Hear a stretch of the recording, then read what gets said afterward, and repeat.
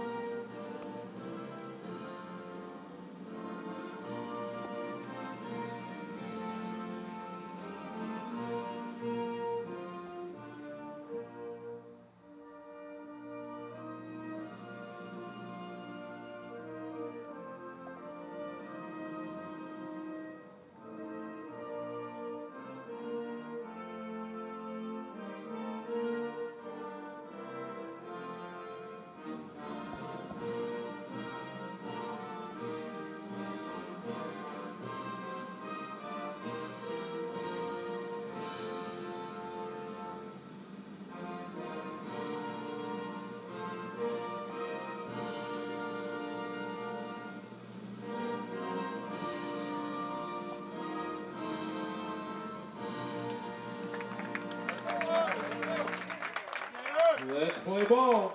All right. Let's cap off a great day 2 of the Forest Acres Classic as we move towards the back half of the tournament.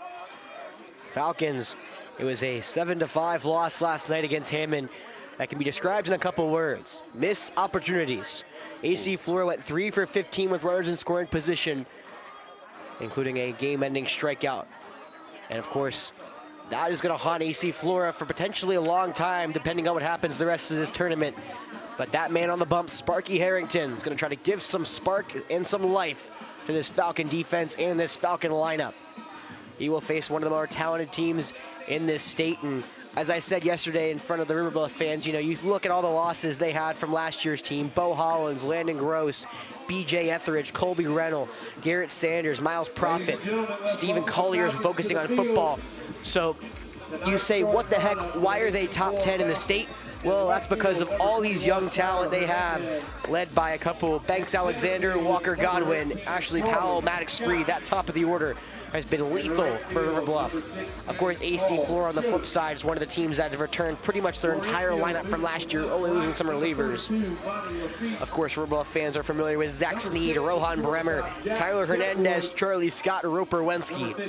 All big pieces of last year's team returning for this year. Of course, the one, maybe the best 1-2 punch pitching in the state, Sparky and Sam McCutcheon. Two teams that have done it different ways, and it's going to come down to who's going to come out on top, and that's really depending on pitching. Sparky has been locked down for AC Flora, and of course Ashley Powell, not one to scoff at, making his 3rd start tonight, holding opponents to a 1.94 ERA. It's going to be a tough one for the Falcons if they want to come out on top here tonight against a very game River Bluff Gator team that knocked off Airport in their first game of the Classic. A team that loves this field almost as much as AC Flora versus the hosting AC Flora Falcons. Yeah, we need to win this one. I mean, to put it bluntly, yes, you're right. A loss here would eliminate us pretty much from Thursday play. A win here would make things very interesting. But we just need to win. Forget the tournament. We just need to beat River Bluff on this field. Yes, if we win, if we win, we'll be playing Thursday more than likely. Well, win out, of course. You can't win and then lose. Yeah. Here we go. Sparky dons the bump. It's one of the most talented freshmen this state has to offer. The left fielder, Banks Alexander, will lead it off here for the Gators. Coming in today, hitting .368. 1 homer, 17 RBIs. Banks Alexander will dig into the right-handed box. The College of Charleston commit, Sparky Harrington, dons the rubber. Sparky to Banks. Let's do it. First pitch. Swung on in, missed. 91 mile per hour heater, foul tipped into the glove for strike 1. Yesterday, Alexander in his first Classic went 1 for 3 with an RBI. He came home and scored one of the more important runs, I believe, the go-ahead run at the time. The 0-1 is chopped over to the left side. Glove by the third baseman, Monty Lafitte. He'll flip it across the diamond. There's one away. Well, Monty Lafitte was one of the players that kept Flora in it for, it felt like a lot of that game. Monty was on the rubber, did record his first loss of the season as a pitcher. However, his plays at third and in the field on the mound are the couple that you're going to stand out for you, including he was the first leg of that incredible triple play yesterday. Yeah, the dive and then the throw to second. Yeah, beautiful. That was incredible. The right-handed Walker Godwin steps in. He takes a curveball inside for ball 1. Sparky will get now the shortstop here for River Bluff. But yeah, it was a sliding catch in foul ground on a bunt attempt. Thrown to Roper at second, who threw it to Zach at first. Triple play to end the inning. The 1-0 curveball missed inside, ball 2. The junior Walker Godwin hitting .340 today, this season. 1 homer, 15 RBIs. He's one of the young sophomores on last year's team that returned and has made a big impact so far. The 2-0. That one's chopped right back to the mound. Sparky's going to glove it out of midair. He'll flip it to first, and there's 2 away.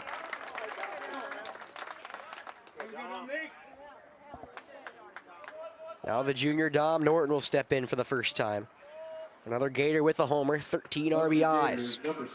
First lefty Sparky will get here this evening. As a pitcher's duel early in the Airport River Bluff game. Sparky trying to follow suit here Try to keep the Gators at bay early. The right-hander will deal the first pitch. The fastball line through the right side of the infield, base knock. Norton saw a changeup, shoots it through the right side for a base hit. It's a 2-out single for the Gators.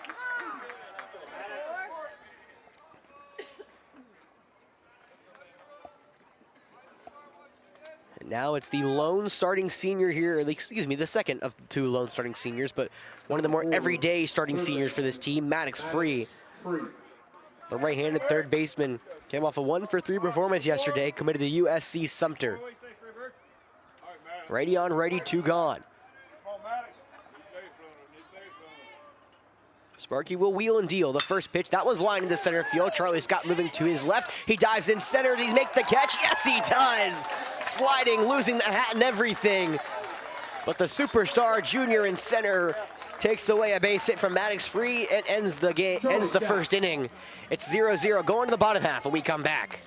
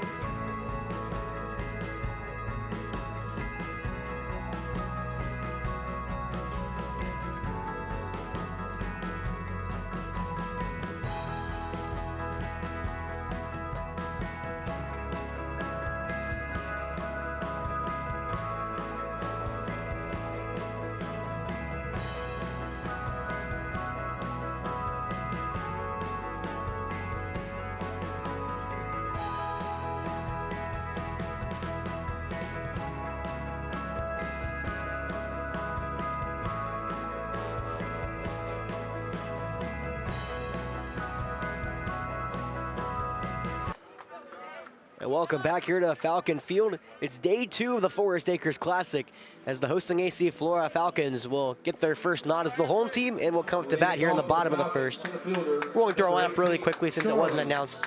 Charlie, Zach, Tyler, Rohan, Roper, Dylan, Monty, Paul, Jack, Chetwood. You can rewind it and slow it down if you need to.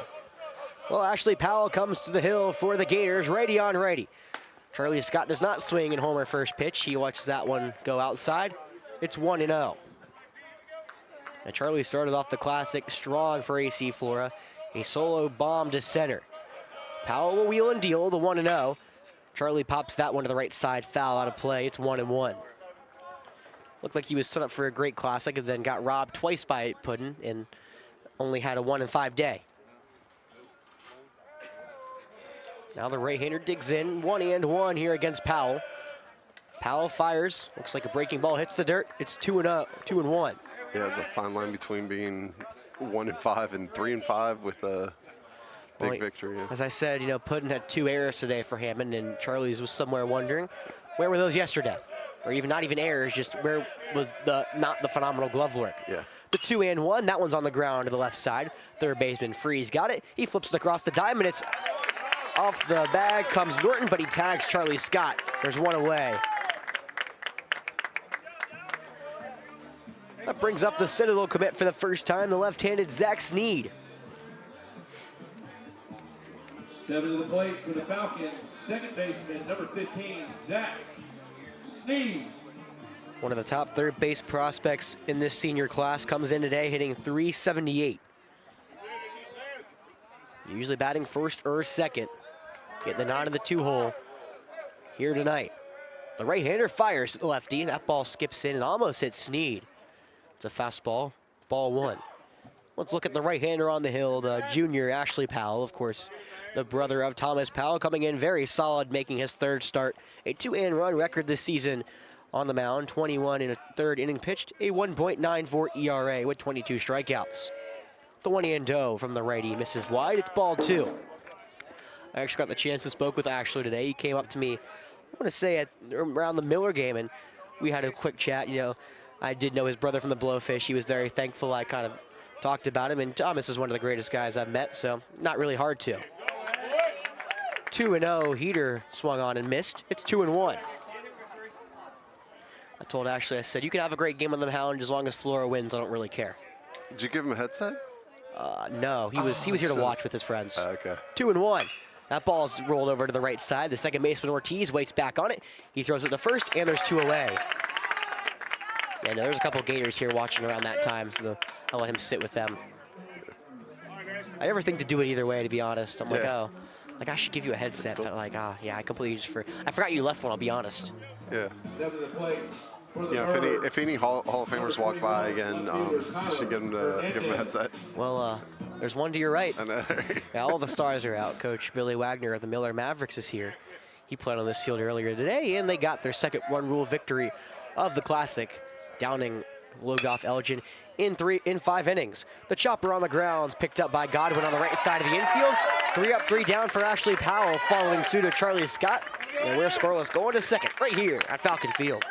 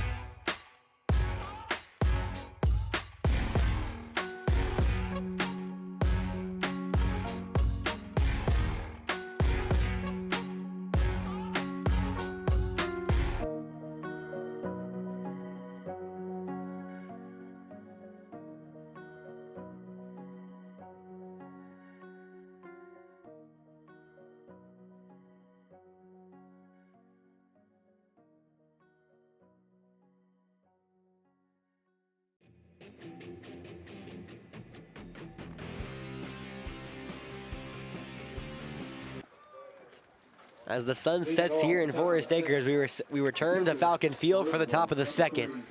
The one nice thing about playing at 8 o'clock every night is there's no sun. Of course, I call every game, so I see it just go down the whole day. Either way, it's righty on righty, pitcher versus pitcher, as Ashley Powell digs in. He'll try to help himself on the bump as he gets his first cracks at Sparky. First pitch is chopped foul to the left side. Nice play from Coach Bonnet. Right, actually, that's not Coach Bonnet. No, you missed it today with the Lexington game. There, Jones Bell had a liner right toward the dugout. Hucks goes to the dugout, grabs a glove. He comes out, and then Jones Bell gets on first. He puts it away.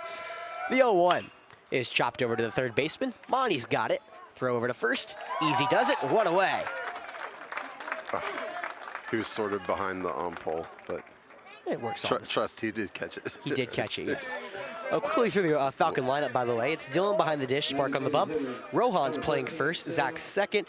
Jack is short, Monty's third. Tyler in left, Charlie center, Paul in right. Roper's DHing today for reasons we said yesterday. Well, the left-handed DH, Sam Turner, steps in. First pitch to him, off speed low, it's ball 1.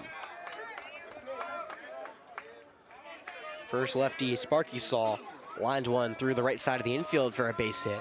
It's currently the only hit of the game through now the first 8 batters this one has to offer. The 1-0 swung on and missed. Changeup on the outside edge, puts it at 1s.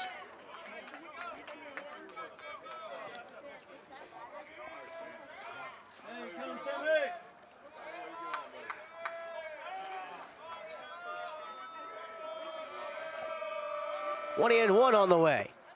Called strike 2 on the outside edge, a changeup for Spark. Sam Turner, the left-handed junior, is hitting .250 this season, 1 homer, 11 RBIs. Or excuse me, I was looking at Hutto. Apologies. It's been a long day. The 1-2 upstairs heater, ball 2, 2-2. Turner's hitting .200 with 3 RBIs. He went 0 for 1 yesterday in his first ever appearance in the Classic, with a strikeout and a walk as well. Spark delivers the 2-2. Change up in the dirt, good eye from Turner. He works the count full. It's 3-2, 1 gone here in the top of the second. We're still scoreless. River Bluff looking for their second base runner of the game.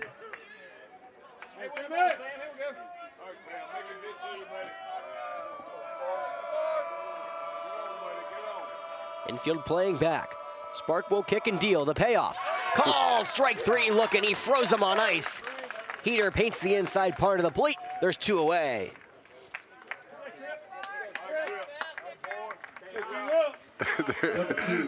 You could like sense the building regret in not swinging at that from the batter. Well, you know, he was just hoping it would be inside. You know, you're always taught as a batter you think it's.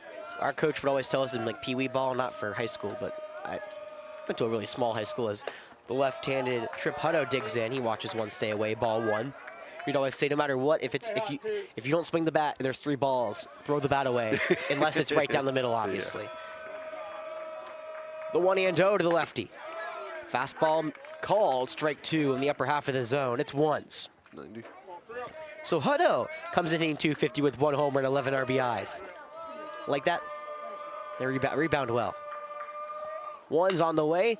Off speed, slowly roll to the right side. The second baseman Sneed's got it. He'll underhand toss to first, and that will do it. Sparky gets a clean inning. 1 punch out, 2 ground outs. We're scoreless going to the bottom of the second right here at Forest Acres.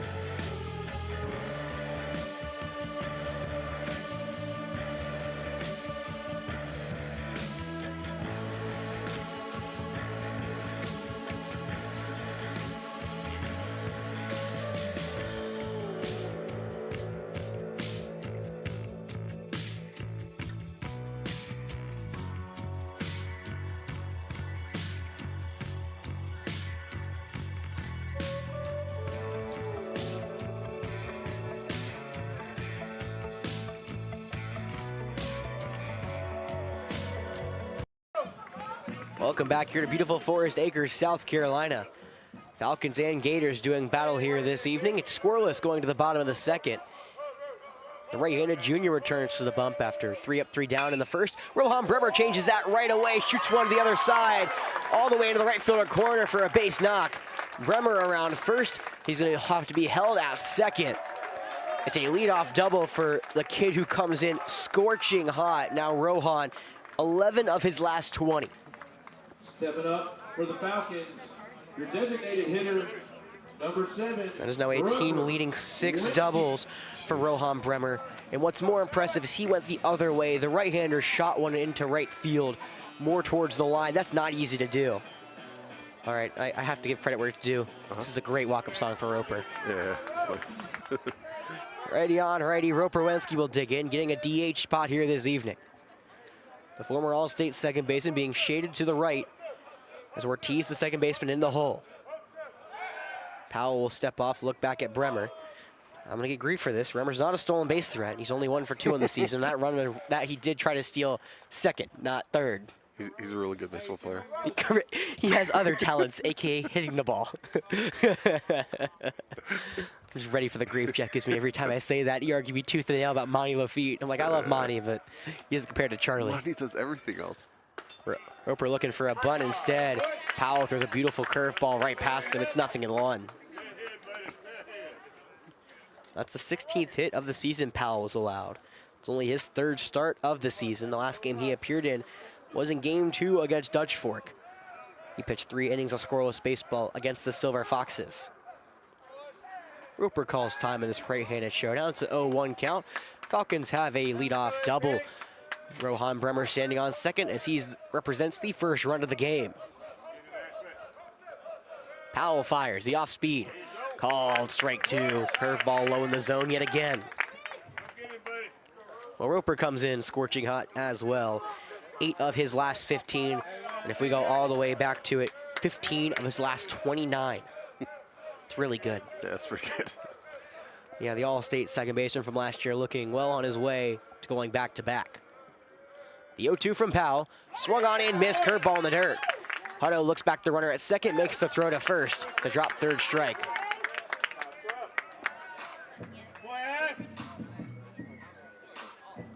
Oh, I forgot to put a runner on second. That's important. How embarrassing. Catcher, number 12, Dylan Hernandez. So now Dylan Hernandez will come into the box. The right-handed sophomore will look to continue what was a good day for him at the plate yesterday. He was one of the big pieces in that potential late inning rally that turned awry for Flora. The 0-0. First pitch curveball stays away. Ball 1. Hernandez comes in on the season 292, 6 RBIs. Would love for the sophomore to produce here and give the Falcons the early advantage against the Gators of River Bluff. Time called by Dylan Hernandez.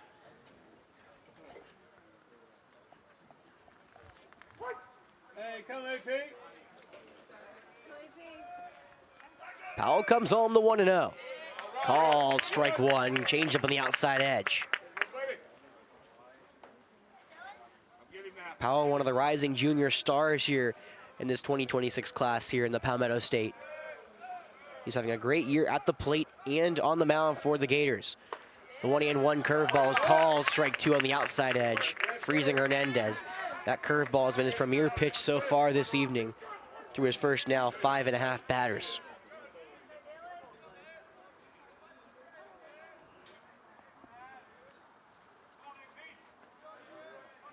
Monty Lafitte waits on deck.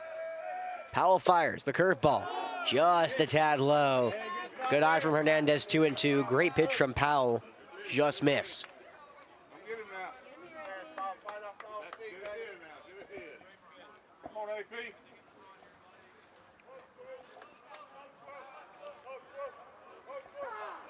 Time is called from Hernandez after the staring contest with Powell. The junior has appeared in 3 of River Bluff's last 5 games, allowing 2 earned runs over 7 1/3 innings pitched. Looking to give the Gators a strong start here. This one, the 2-2. That one's beat into the ground, foul over into the net.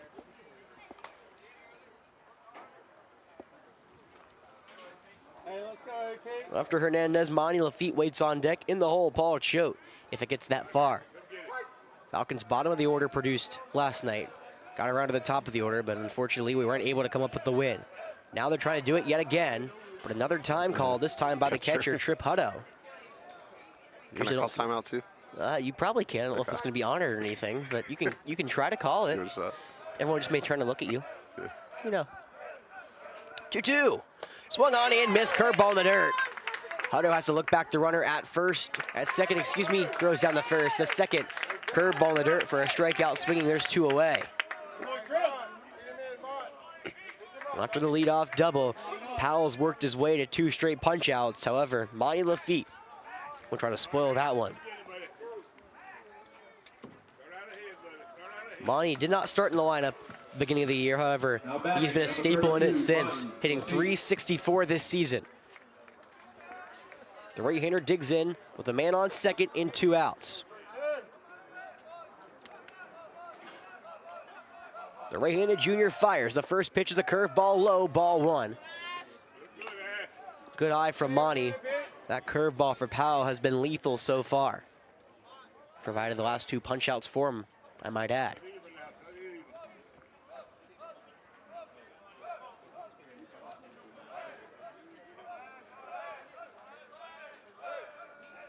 The 1-0. That fastball's lined through the right side of the base, knock into right. Mac Raines picks it up, the throw, the relay throw. Bremer coming around, throw to the plate, the tag, in time. Raines, Norton, Hutto, relay throw to gun down, Bremer at the plate. That'll end the inning. As it's now zeros going to the second. Shalcom and Rohan. Umpires, however, no dice. We'll go scoreless to the top of the third after a nice relay throw. Ends the inning.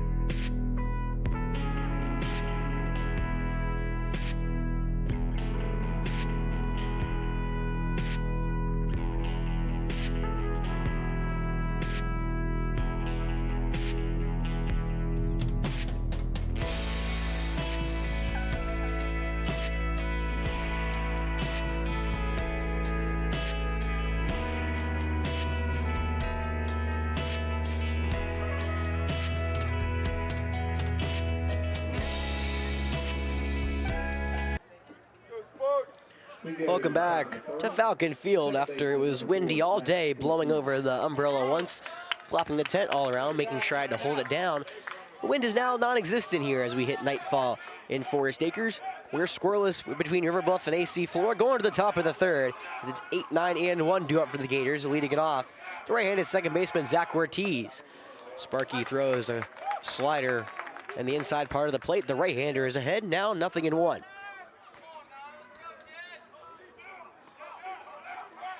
Sparky will kick and deal, the 0-1.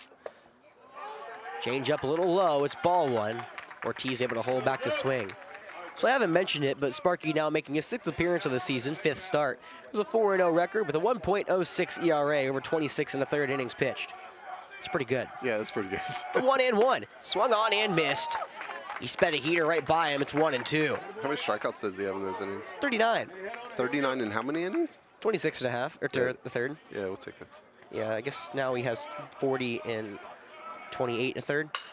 The 1-2 is poked to the first base side. Bremer just can't get there. It's out of reach and foul ground. Good job from Ortiz to spoil a pitch. He'll get one more here from Sparky.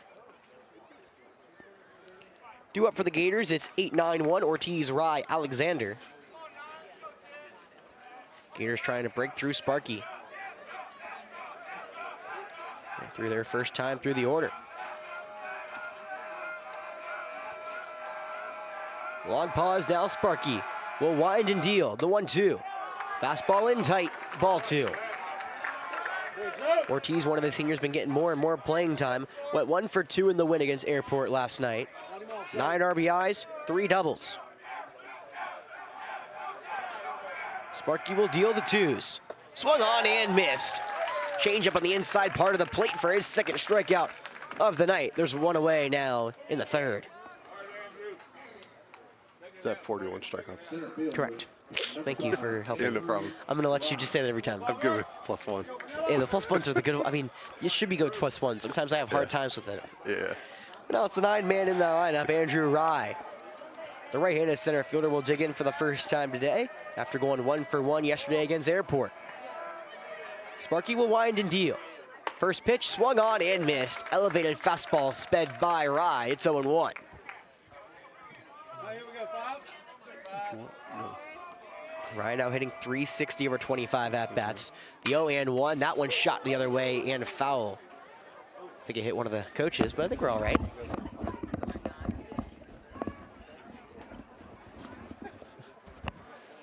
Uh-oh, Ace is stealing my stash. You got some lacrosse players behind you.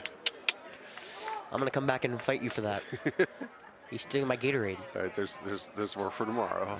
I suspect there's enough beverages in there for the rest of the night. There's not. I'm gonna be very upset. Yeah.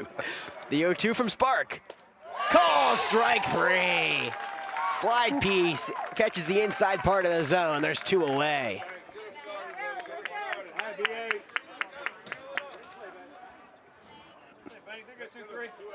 That just froze Rye, and now the top of the order we go. It's Banks Alexander. Alexander grounded one over to the 3rd baseman, Lonnie Lafitte, his first go-around. Now the talented freshman digs in for the 2nd time tonight. Well, we'll call time real quick, and before I can even talk, Alexander will step back in. I was about to say, Alexander already has 2 walk-offs on the season. This kid's not been just producing, he's been producing in the clutch. First pitch to him is chopped to the left side, foul.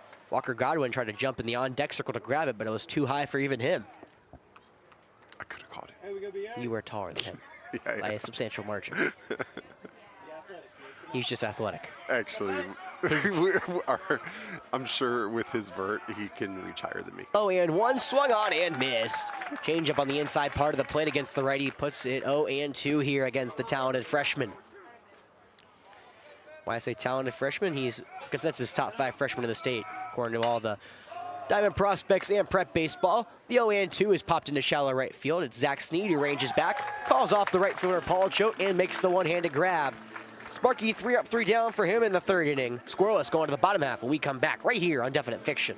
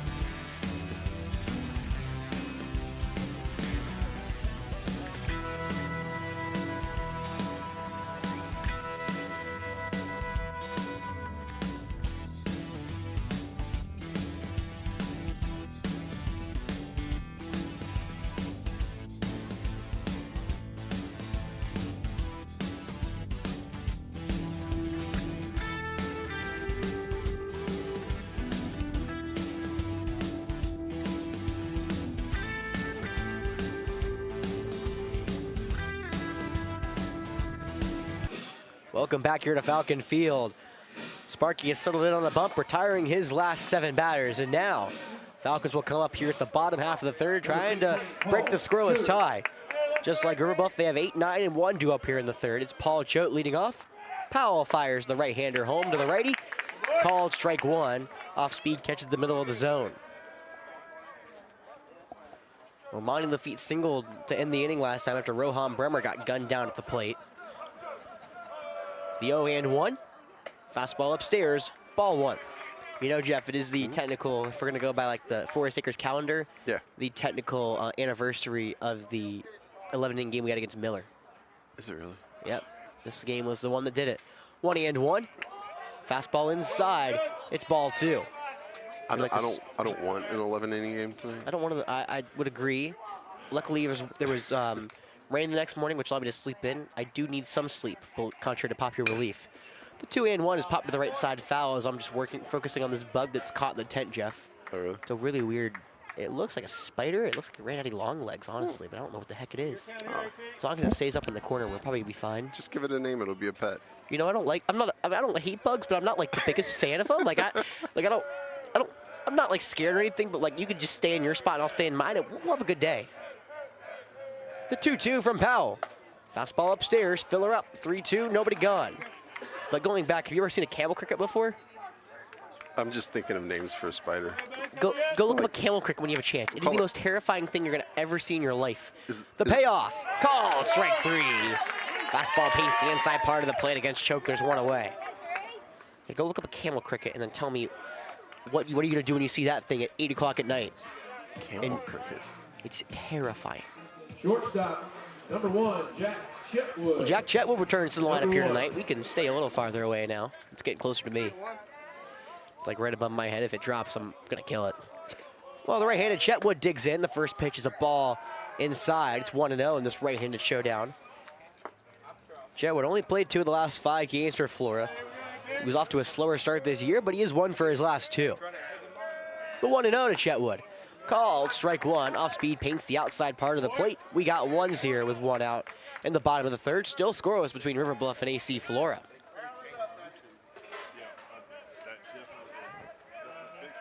One's on the way. That one's golfed into center field. Rye ranging back toward the wall, but he's got room. And he'll make the one-handed grab. There's 2 away.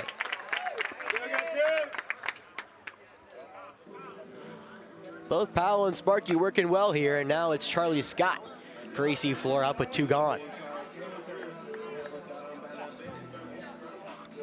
Seems like the Falcons changed all their walk-up songs from yesterday, Jeff. Huh. You gotta switch things up, you know? Well, it's okay. Between you and me, I wasn't really a fan of most of the walk-up songs anyway. But a lot of it was newer stuff, so I don't listen to rap. Righty on righty, Charlie showing bunt. Pitch is called, strike 1, breaking ball low in the zone after Scott pulled the bunt back. Well, Charlie began the game with a ground out to the third baseman, Maddox Free, his first go-around. Now he comes up here with nobody on and 2 outs. The 0-1. Called, strike 2, curveball low in the zone.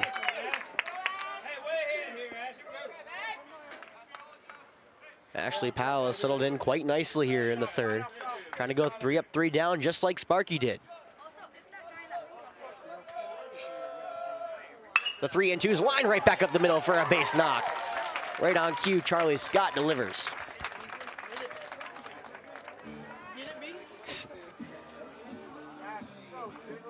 Me, Asa, and his lacrosse fan are all focused on this bug in this tent. Yeah. It's fun. Step to the plate, second baseman, number 15. So is it a spider or is it like a fly? Can you tell? Steve. Can't figure it out. I'm sure everyone at home is greatly anticipating one. Webless Joe Jackson? Huh? What? Webless Joe. I'm just trying to come up with names for the spider. Thank you. All right, the left-handed Zach Sneed up for the second time this game. Charlie Scott over at first. Pickoff back. Powell not in time as Charlie gets back in. Scott does have 6 white bags so far this season. Mickey Mandible. Where'd it go? Yeah, thank you. Oh, I there it like is. that one. No. This is what you're color commentating. Yeah. Reminds me of the Phineas and Ferb episode where they get the grandpa to color commentate and he's just like blue, orange. First pitch to the southpaw, misses in tight, ball 1. You know, there was like a roller derby and Phineas was the color commentator. Of course, a great show, by the way, if you haven't seen it. and they got the grandpa, and he would just go, tangerine, brown, orange. And he'd be like, thank you, grandpa. Like, it was, as a kid, I was confused what color commentator was, so I was really confused when he did that. The 1-0 pickoff. Back at first, Charlie Scott dives in safely. Gotta imagine Charlie wants to move into scoring position to help his offense out. Again, the Falcons have already gone 0 for 3 with runners in, or I guess technically 1 for 3 with runners in scoring position, just Rohan wasn't able to score on it. The 1-0, Charlie goes. The elevated pitch is called ball 2. The throw in his second, skips in that center field.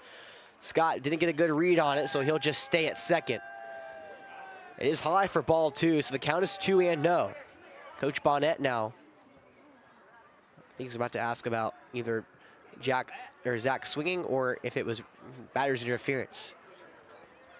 Already seen a number of batters interference at this tournament so far. A couple happened earlier today in the Miller-Lugoff game. Well, everything seems to be all right. It's a 2-0 count now, 2 gone.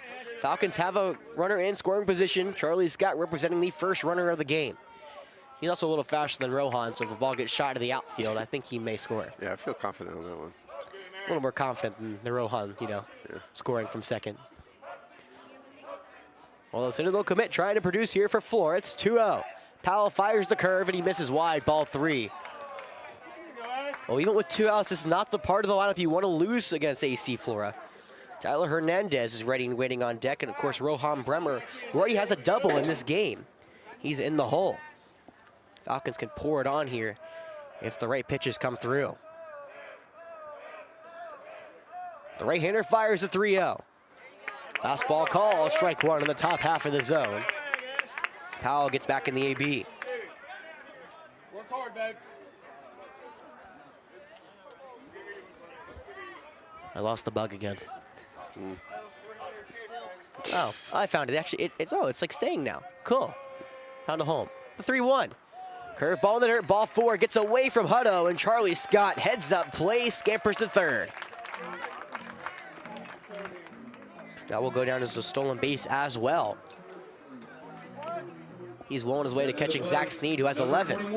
Oh, Zach's got an opportunity for 12 right here. So. Well, don't worry. Zach continues his strong grip on the base on balls leaderboards here for AC Flora. Yeah. He now has 23. Well, it's Tyler Hernandez up. The lefty comes to the dish with runners at the corners and 2 gone. Infield shifted to the right. That left side of the infield wide open. First pitch home.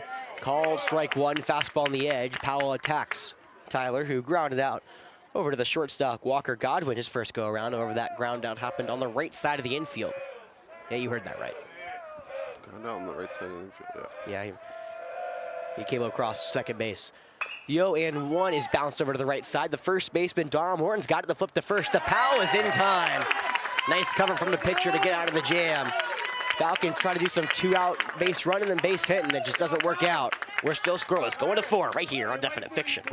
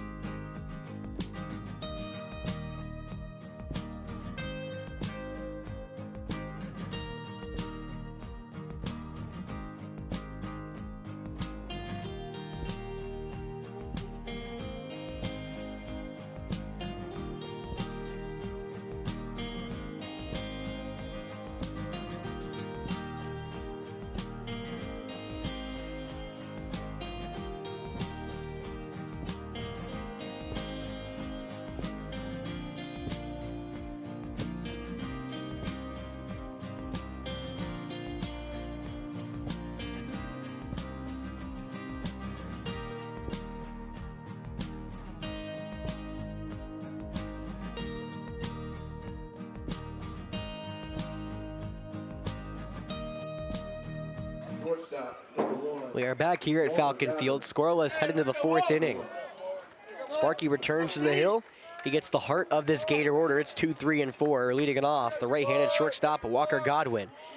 Godwin grounded out to Sparky his first go-around. Now the talented junior. We'll see what he can do here a second time. First pitch called, strike 1. Slider on the inside part of the plate. Hey, come up. Of course, Sparky has been locked down on the hill pretty much since early in the season. I feel like it changed in that York game for him. The 0-1, that one's knocked to the right side. Paul Choate, the right fielder, gets turned around but recovers to make the play. It's out number 1. Now, what I was going back to is in that York game, it felt like Sparky in the first inning kind of was like dancing around the hitters, and then the second inning and from now on, he's just going at every single person. Yeah. Not holding anything, not trying to throw the perfect pitch. He's saying, my stuff's better than yours, I'm gonna beat you. Since then, he's been brilliant, including over his last 2 starts, 10 innings pitched, only 1 earned run, 17 strikeouts. He now gets the lefty, Don Morton, who watches a changeup low. It's ball 1.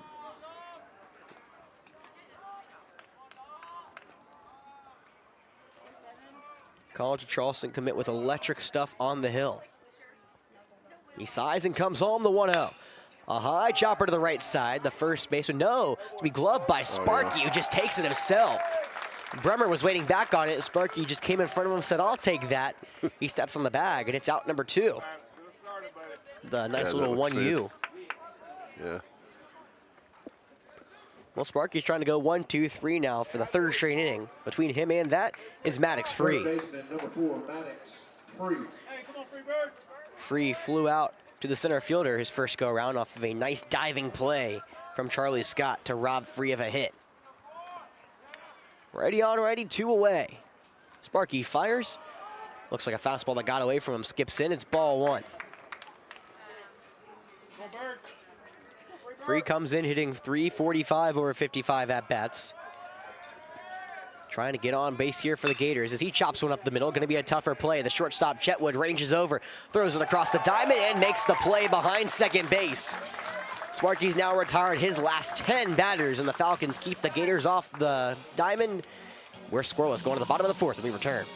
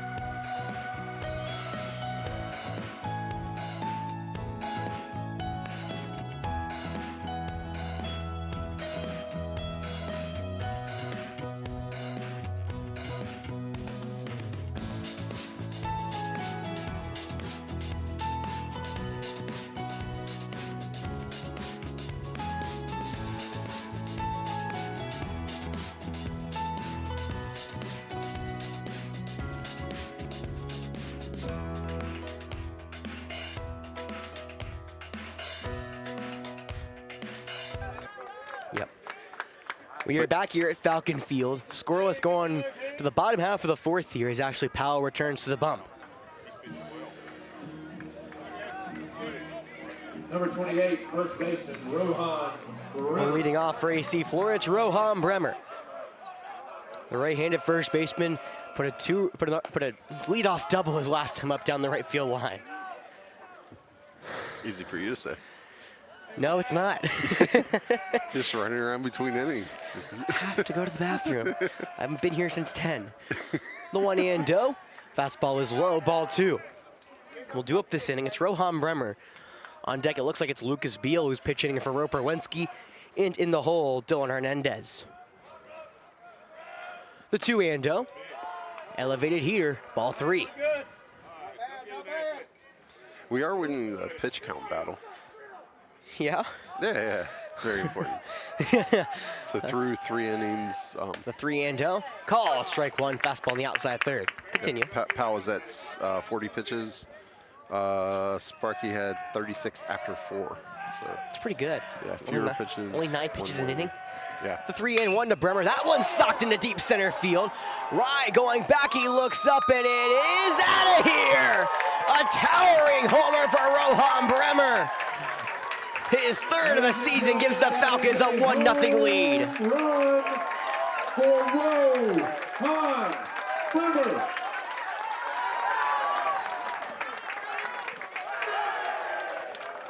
As I said last night, I knew the sophomore was going to be special. I didn't think it was going to happen this soon. I mean, that ball would have maybe got over one of the skyscrapers here in Columbia. Step to the plate for the Birds. It was so high up, I Yeah. lost it in the tent, and I didn't know if it got over or Yeah, not. no, he lost that thing. I assumed he did, but you never know with how high our center field wall is. Well, the Falcons right on cue open the scoring. It's 1-0 here for Lucas Beal. Lucas is pitch hitting for Roper in the first pitch.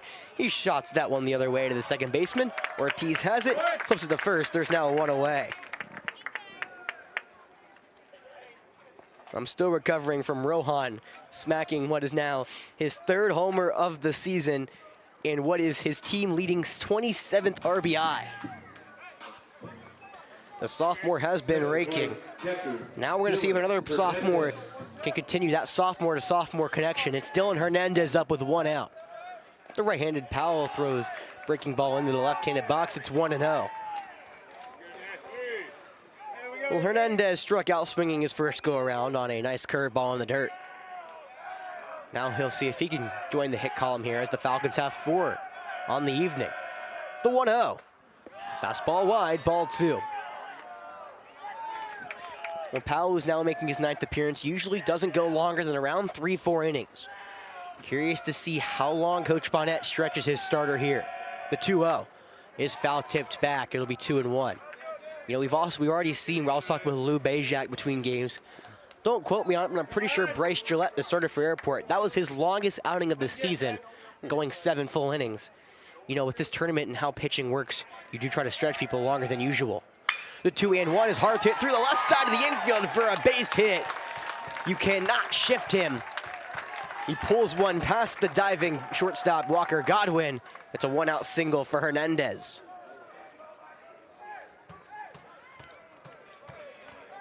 Yeah, that got out of the infield in a hurry. It was almost as impressive as I saw with John Michael Sheff. The only thing that was more impressive is Sheff was pushing the ball the other way. Hernandez pulled it. It's a lot harder to push a ball past a shift.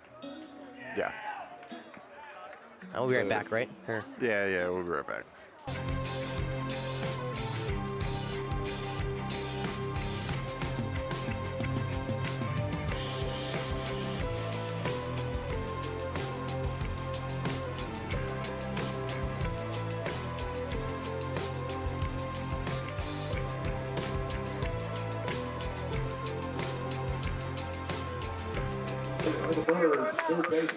After a quick mound visit, Ashley Powell will stay on the hill as Monty Lafitte up to the dish. The right-hander singled his last time up through the other side in the right field. Now a pickoff back to first, Dylan with a late dive, but he does get there safely, the tall, lengthy catcher. Talking to Tyler and Dylan's dad after the Camden game, because someone wasn't here, cough, cough. He called Dylan slow, so I can now confidently say I don't think Dylan's stealing here unless it's a hit and run. A dive back to first. And I think Dylan doesn't even need to slide back. He kind of just reached out and touched the bag, you know? Yeah. Just fall over. And Jeff can't give me grief for saying he's slow if his dad says he's slow himself. Mom can, though. I'll take that one on the chin if that comes through. Righty on righty. 1 away. Hernandez at first. Falcons have a 1-0 lead. Powell fires the heater in the other box. It's ball 1.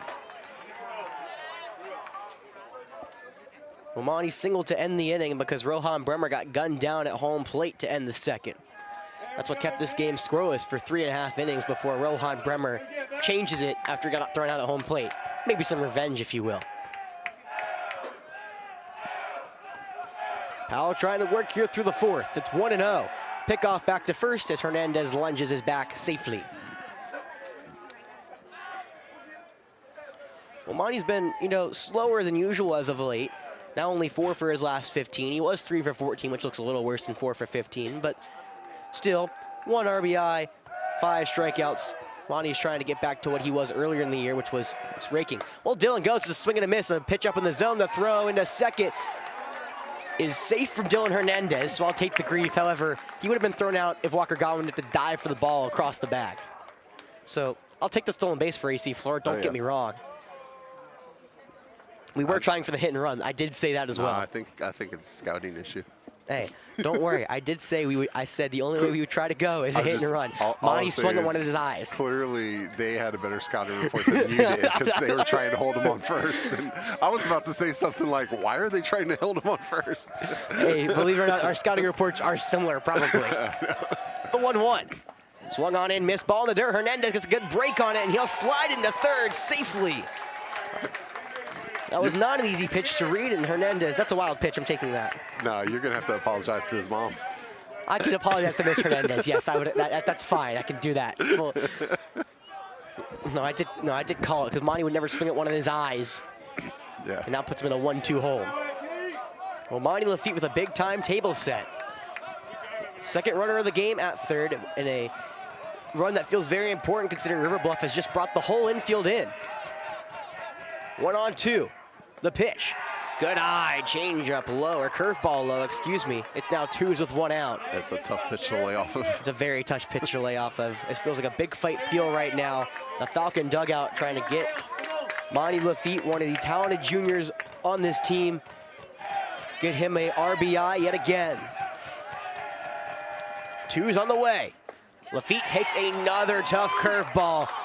Powell was back-to-back great curveballs that just missed low. That'll fill the count up.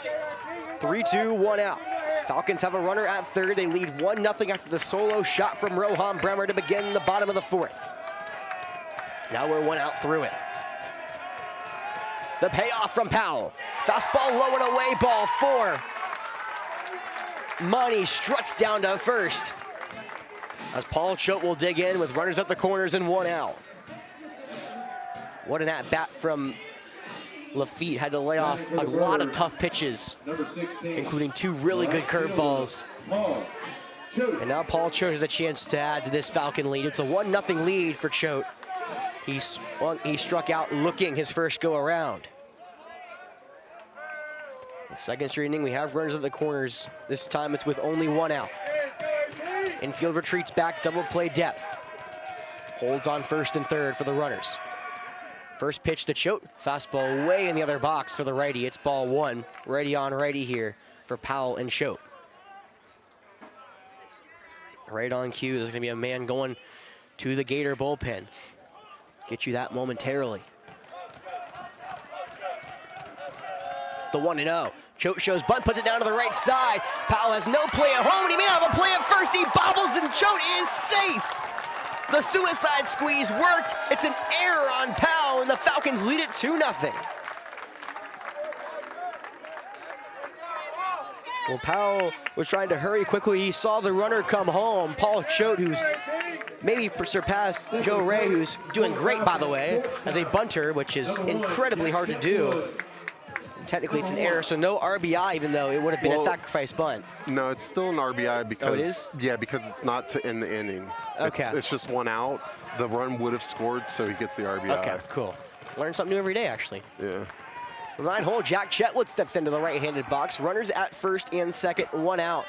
2-0 lead for AC Flora here against the Gators, who are trying to add on to an already 2-0 lead here.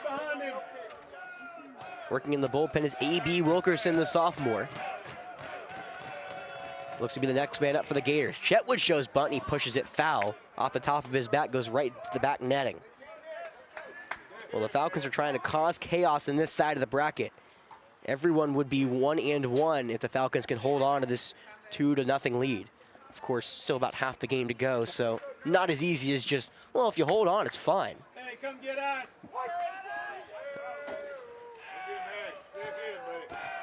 One of the top right-handing pitching prospects the state has to offer for its junior class comes set. The right-hander fires the curveball. Beautifully thrown. Jack pulls the bunt back as it's called strike 2. That one may have even fooled me a little bit. Maybe.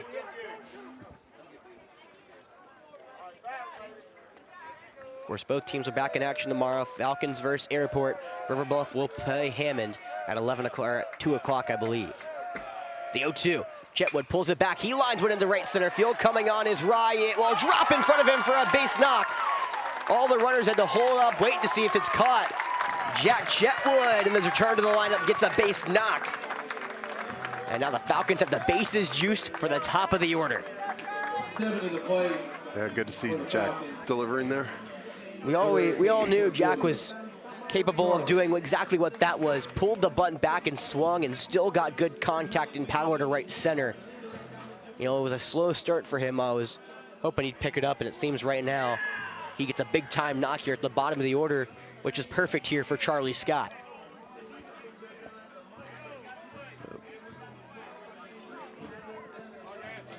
Well, the superstar center fielder will step back in. Already a homer in this classic. Charlie Scott coming in to the plate with 4 homers, 17 RBIs. Hey, let's go, AP. Bases juiced, righty on righty, 1 away here in the bottom of the 4th. 2-0 lead for AC Flora, looking for more. Powell will come home, the curveball. Called strike 1, nice pitch. If he hung that a little more, as I said with Evan Hankins, that ball is driven deep to left field. And it's not coming back. Charlie's just been given curveballs, right? Just about. Pretty much. Hankins got almost hung a pitch, and it seemed like he wanted to pull the trigger, but he held back. 0-1. Fastball call, strike 2 on the outside part of the plate. Beautifully painted in that lower outside corner of the zone, and now it's 0-2. Charlie Scott, who's 9 for 24, with runners in scoring position. Trying to make it 10 for 25. The 0-2. Curveball low. Did he go? No, he did not. Scott holds the bat back. Somehow staying in the AB, it's 1-2. That was close, Jeff. Yeah. It's one of those where you want some instant replay like the MLB, right? No, he held it back. I mean, I agree so too. I'm just saying, Yeah. he did the idea. Powell trying to labor through the 4th. 1-2, bases juiced, the pitch. Curveball this time, Charlie definitely holds it back as it skips in low. It's ball 2. Well, Charlie doesn't strike out a ton. Only 9 strikeouts so far this season. I'm gonna eat my words probably in a second, aren't I? But you get the idea. I'm gonna get yelled at from Jeff for the announcer's jinx. He's got this. Charlie is 1 for 2, a single and a ground out today. Count is 2-2, 1 gone, bases juiced. Powell comes home, the curveball misses wide. After falling behind 0-2, Charlie works it full. Nowhere to put him. Chetwood at first. Monty at third. Paul Choate at second. 3-2, 1 gone. The payoff. Charlie rolls that one over to the left side. It's foul. Just left the third base bag, and we'll do it one more time.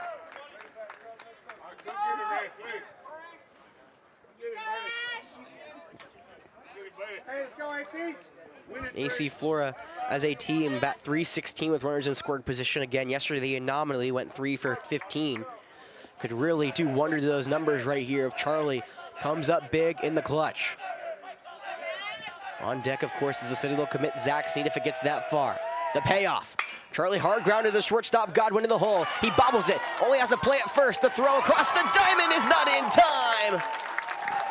It is ruled as an error on the shortstop, the second error of the inning, and the Falcons have a 3-0 lead off of a hard hit ball from Charlie Scott. Would have been, that is an RBI considering, as Jeff just said, it didn't end the inning, the run would have scored either way. Well, except What? Number 15. That's the second error of the inning. Oh, is that how that works? Yeah, Jeez. because then. I'll look at Game Changer at the end. This is why. Yeah, that's. Yeah, they know the rules. Oh, the lefty comes in. Zach Sneed, 3-0 lead. Bases still juiced. Powell comes on, and Sneed fouls that one back. It's 0-1. Well, the junior was working some solid innings here for River Bluff. Has caught a snide here in the 4th. Still only 1 out. Sneed is the 8th batter to come up for Flora in the inning. The 0-1. Curveball. Beautifully right down the middle, strike 2. Just a late break that freezes all the Falcons, and for the lefty even, it's hard to pick up.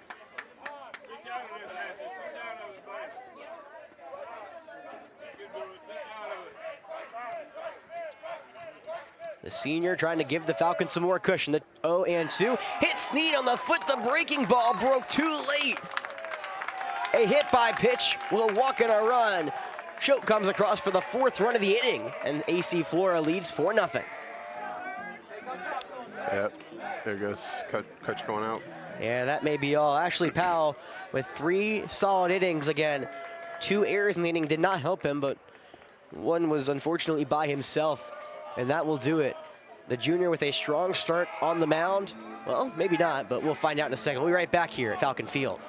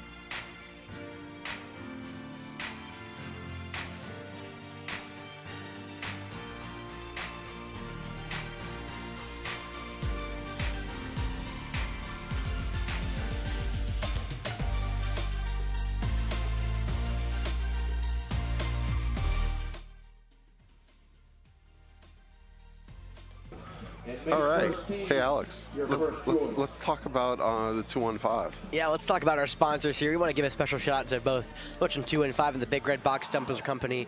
Both of them have sponsored this Forest Acres Classic here on Definite Fiction this year and this past year.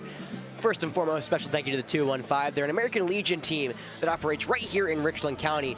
If you want to hear a lot more about that, go listen to the talk me and Coach Dorsey had yesterday in the AC Flora Hammond game. But a quick rundown, why you should play Legion? Well, it's the most competitive baseball you're going to get in the state. It's free, and of course, they build better characters. Ryan Harrelson was talking, well, Coach Dorsey told me how Ryan Harrelson called him to talk about his future business he wants to own. Just great conversations. They build great men. Go hit that QR code on your screen and sign up today. River Bluff, you would qualify for Lexington Post 7. Of course. And that registration code, it does go to the American Legion registration page. Okay. There's a drop-down box where you would just, if you're River Bluff, select the Post 7. If you're in Richland, select the 215. Yeah, sign up for Legion today. And if you want to run through a brick wall, just go listen to the conversation me and Coach Dorsey had through about 3 innings.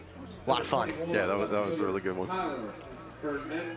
All right, so the sophomore Ab Wilkerson comes back up. Jeff, music. Oh, wait, do we have? Oh, yeah, there is quiet music there. So it's not AB, apologies. It's Ab Wilkerson, the sophomore, making his 3rd appearance on the mound. He has pitched 3 2/3 of scoreless innings here for the Gators, one of their top go-to relievers to get out of a jam. Well, he inherits bases loaded and 1 out to the dangerous left-handed Tyler Hernandez. First pitch to him, the fastball catches the outside part of the zone. It's 0-1. Hernandez now the 9th batter up in the order. After him, it's the man who led off the inning with a solo blast to center, Rohan Bremer. Bases juiced, 0-1 the count, 1 gone. The right-hander fires. The off-speed changeup misses away. It's ball one. Count now at 1-1. We go AB. Maybe it is AB. I heard someone say, let's go AB. Oh. AB, Ab. I thought it was AB, but we'll go with either or. One's on the way from Wilkerson. Fastball in the dirt, ball two. I'm just gonna say Wilkerson, you know, that'll work. There you go. Oh, they just said Ab. You know, gosh, they're really mixing me up. It's one of those where you assume that's one way, but then it's the other one, you're like, is it really that way? Broadcaster's worst nightmare, as I told think you could do either. You can't go wrong. I can. The 2-1. Fastball missed a touch low. It's 3-1. Hernandez, a very disciplined hitter at the dish, not going to offer it many bad pitches. And now with a 3-1 count, there's nowhere to put him. Sneed at first, Scott at second, Chetwood at third. 4-1 lead for AC Flora here in the bottom of the fourth. Wilkerson fires. Fastball upstairs. Ball four will walk home another runner. And Rohan Bremer. Oh boy. Well, Jeff, we talked about it yesterday against Hammond. When was the last time someone came up with 2 chances to hit 2 homers in an inning? Yeah. Rohan has a chance to do so right here. Rohan led off the inning with a homer. He's 2 for 2 with a double and a homer today. Falcons now lead it 5-0, trying to bury the Gators right here in the fourth. Righty on righty, Wilkerson fires. The curveball is swung on and missed, strike one. Rohan was looking for the fences.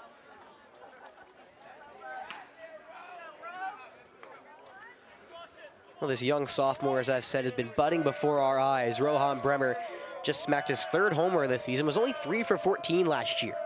Coming in late in sort of niche situations. Now he's an everyday starter.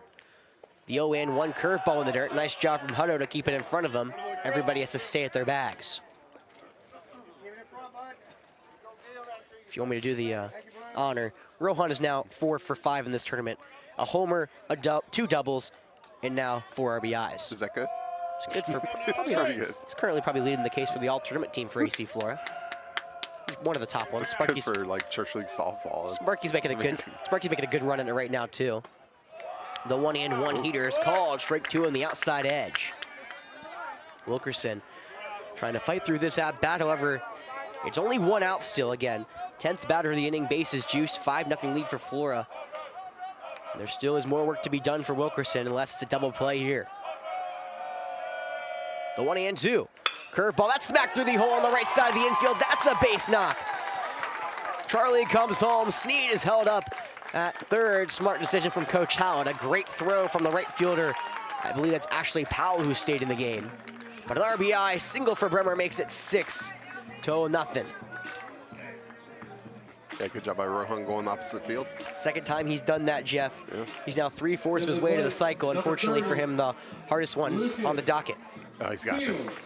I mean, let's hope so. If he puts one down the right field line again, he's got a chance, I'll be honest. Yeah. Now it's Dylan Hernandez, or excuse me, Lucas Beal up for the second time. That's what I did it the wrong way. Dang it. It's always hard.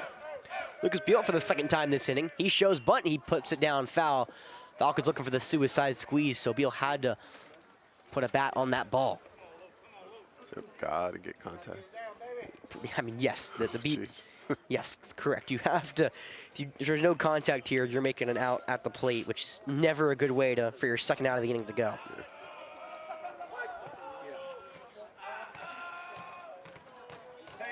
Falcons trying to pour it on here. 6-0 lead already here in the bottom of the fourth. Bases still juiced. The 0-1 fastball upstairs, ball one.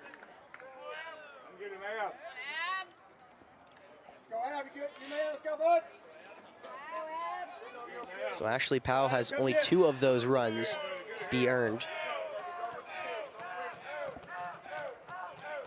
He stays in the game and right. Righty on righty, 1-1, coming home. Lucas Beal pops that one to the right side. The second baseman comes over. Ortiz will snag it out of the air. There's now 2 away.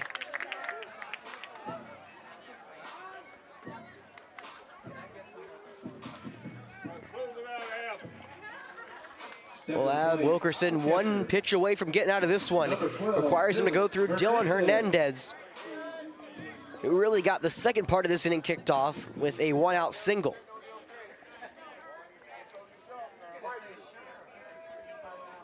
You know, we saw Rohan stroke one in the deep center field. Now, then Dylan really got this part of the inning where it's been just dinking and dunking going. First pitch curveball called, strike one in this right-handed showdown. Bases juiced 2 away for the sophomore, who's 1 for 2 with a single and a strikeout swinging. Wilkerson trying to labor here. Good defense, want the ball. The 0-1. Breaking ball missed just a bit high, ball 1. It's a late break, so it's really hard for the umpire to figure out where it exactly crosses the plate. It did cross the plate a little higher up around the letters. It did land in the strike zone, but unfortunately, you can't swing in a catcher's glove. Time You called. can, you get to first. I mean, yes, but not if you intentionally do it. Oh, yeah, I guess. If you're swinging at the catcher's glove, I'm assuming there's going to be some more repercussions. The 1-1, that one's flown the other way, foul to the right side, out of play. It's now 1-2. Hey, way out front here. It's been a long 4th inning here. You know, Falcons have been in the dugout for around 20 minutes. Of course, Sparky is going to be tasked with trying to finish this game out for AC Flora. He now has a lot of wriggle room with 6 runs of a cushion. The 1-2. Fastball away, ball 2. Good eye there from Hernandez.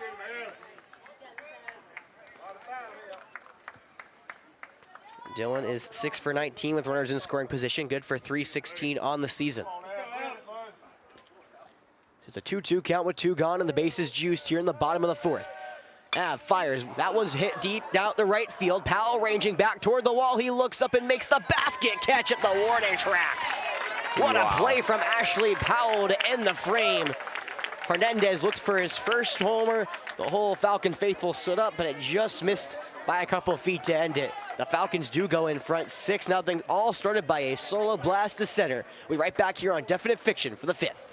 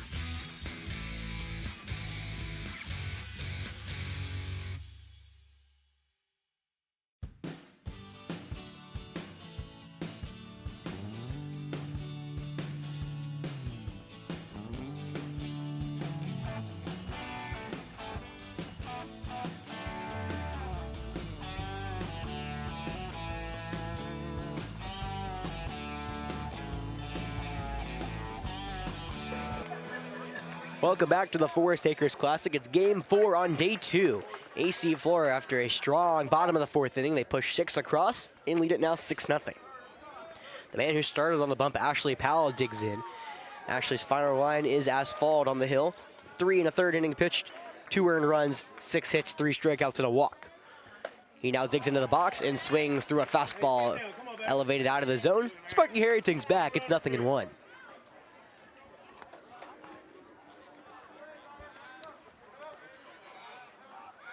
The 0-1 from Spark. Oh my goodness, slider called, strike 2 looking. That may have been the curveball. Either or, it works to perfection as it dips late into the zone. That's pretty. The 0-2 from Spark. That one defensive swing is fouled off to the right side. Powell stays alive, who had a great day on the bump. You know, all things excluded. You know, just just until the end. Actually, if the coach would have taken him out that first mound visit. Yeah. Well, I mean, I don't. It's not like it looks a lot worse than it was. I mean, the couple errors really do hurt. Yeah. They prolonged that inning a little longer than usual.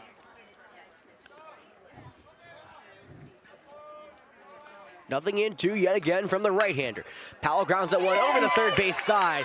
Lafitte can't come up with it. It'll trickle into shallow left field. That is going to be ruled as a hit for Ashley Powell, who tries to get the Gators going.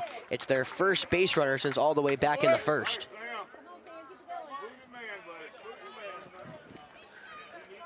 Where are we in the order? Middle. Okay. Powell, it's 5, 6, and 7, so now the six-man DH, Sam Turner. It's only the second hit allowed by Sparky here this evening.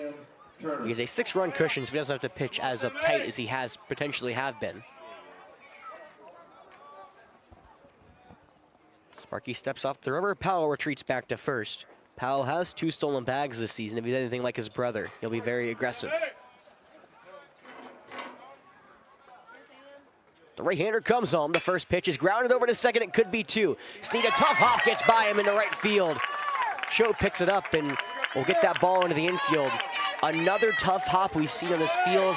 We saw a lot earlier in the day when the field was a little more moist. We just watered the field, so that one may have just caught a bad spot and skipped up on Zach. It is technically an error, but now there's 2 aboard with nobody out. Yeah, we saw that against Puddin back in the Hammond game. Harvley had it happen to him back in the Lugoff game. Number 2, catcher, Trip Hutto. Now it's Trip Hutto, the catcher. The left-hander gets into the box against the right-handed Sparky Harrington. Runners at first and second, nobody gone here in the top of the 5th. Sparky comes home and speeds a fastball right by the swinging bat of Hutto. It's 0-1. Trip grounded out to Zach Snead's first go-around over at second. Now he's trying to get the bottom of the order going here for River Bluff and try to eat into this 6-0 lead for AC Flora.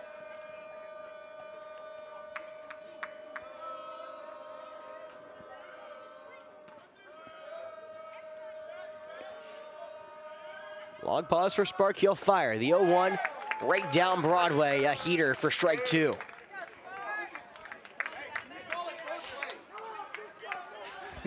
That's right down the middle. Yeah, no, this is a perfect pitch. Come on. Nothing by you.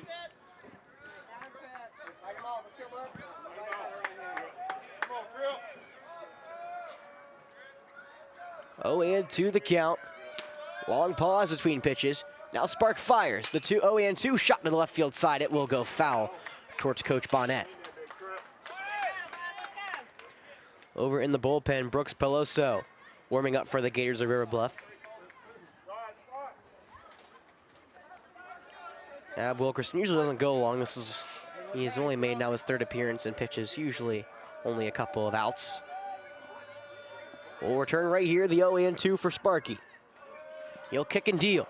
The fastball, that one's grounded past Sparky over to second, could be 2. Snead, just short for 1. The first, not in time. Beating it out is Hutto, but there is an out at second for the first out of the inning. Powell will move to third. That one looked like, I think it maybe got off the top of Spark's glove, which caused it to kind of slow down, so Snead couldn't get it to second as quickly as he wanted to.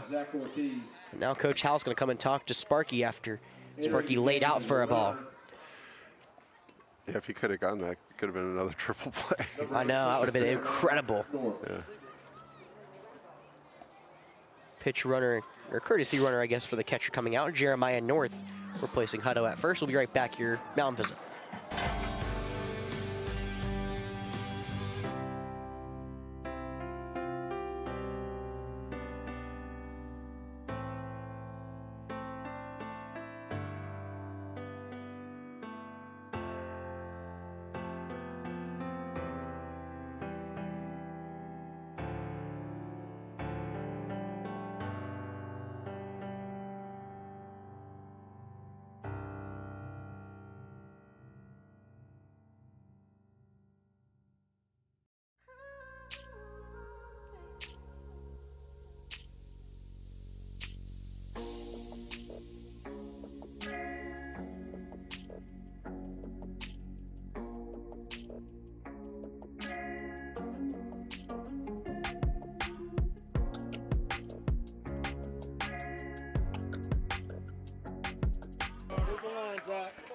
All right, welcome back. Sparky Harrington will stay on the hill for the Falcons.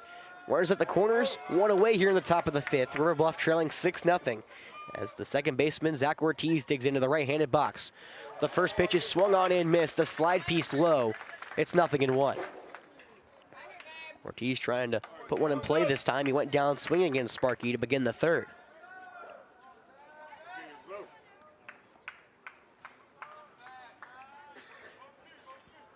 Now pick off the first. He almost got North, but North wasn't far enough off the bag for it to matter. He definitely caught North off guard, I'll tell you what. Yeah, but for sure. He was just so close that he kind of just flopped back in.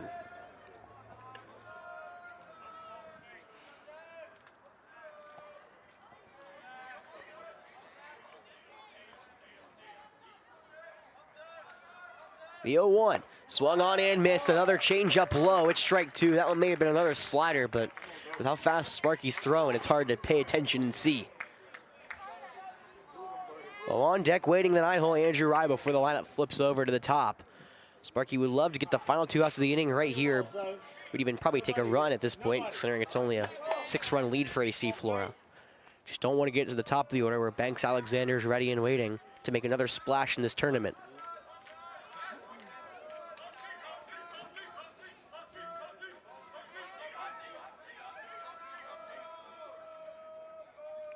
The 0-2 from Sparky. Runner at first goes. The pitch in the dirt. Hernandez blocks it behind the dish. It's a free stolen bag for North. Now there's runners at second and third with only one out.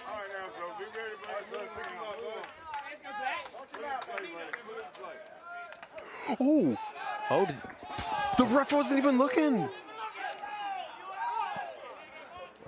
I did not. I wasn't looking. Gosh. And now He was looking down.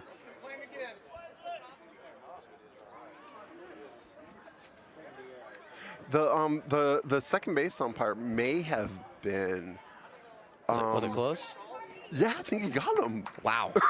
I wasn't looking. I plead the fifth in this scenario. Coach Howell seems like he's doing the talking for you. Well, quick talking. I guess they're gonna quickly go back to the dugout. I'm looking back at the stream. Don't worry. What did he do? I saw it. I don't know if I got the camera on it. I'm looking at the stream right now. Wow. Sparky wasn't on the rubber, so I just threw it over. Yeah, you did not get it on stream. Yeah. They caught all of us off guard. Jeez. Ah, geez. Well, all returns back here. Runners at second and third. One gone for the right-handed Ortiz. River Bluff trailing 6-0 against AC Flora, but they're trying to eat into that lead here. In the top of the fifth is the bottom of the lineup, trying to do some jobs to get back to the top.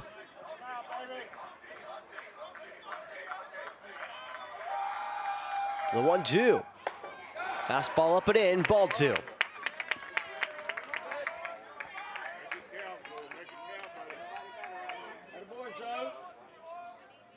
Hang tough, kid.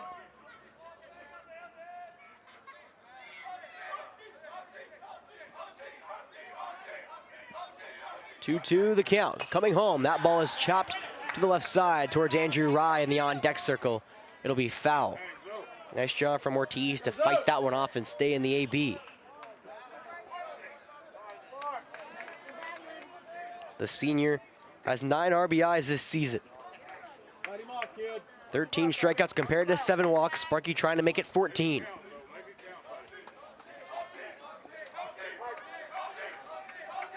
Two and two the count, one gone. The right-hander looks over at third and comes home. The fastball up and in, hits Ortiz in the shoulder blade. Took it like a champ, but he'll walk down the first to load the bases with only one out. That could have been a lot worse. I'm glad he's all right. Center fielder, number 5, Andrew Rye. Now Sparky has loaded the bases, and there's only one out for the center fielder, Andrew Rye. Of course, on deck, the ever so dangerous Banks Alexander. Rye struck out looking his first go around. It's righty on righty, one away.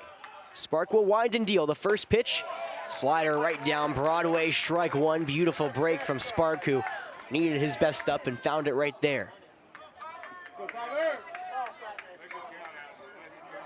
The right-hander winds and deals. The 0-1 swung on and missed. Another slider for strike 2.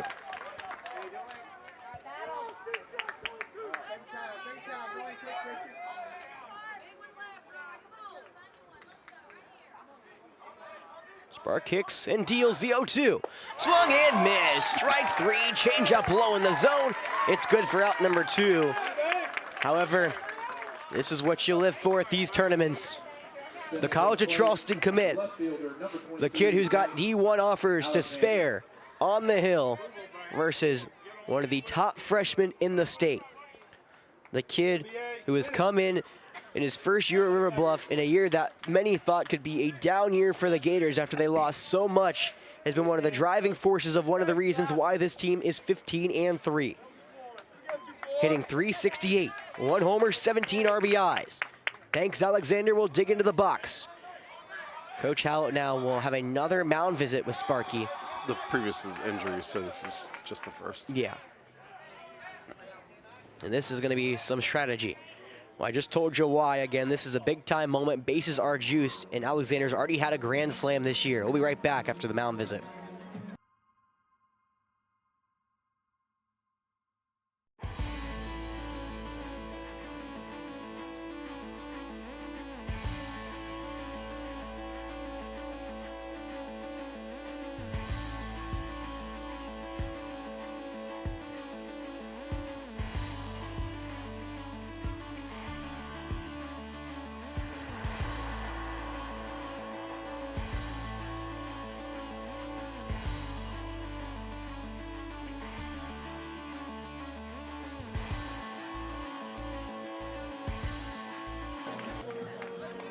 Well, after the mound visit, we returned to action. Before we had the mound visit, I said Alexander already has a grand slam. The reason I know that, it was a walk-off grand slam earlier this season. All right, who was that against? You know? I want to, oh crap, I forget. Dang. I'll look back. I knew it, I just stopped asking I questions. say you need to stop asking questions, let me just talk. I'll find it. Actually, I probably can actually figure out when. It just takes a second. I don't want to look at this at bat. First pitch, righty on, righty, swing and a miss. Change up low. It's 0-1. Hey, you all right? Fight him up, bud. Here we go. All right, all right. Come on, buddy.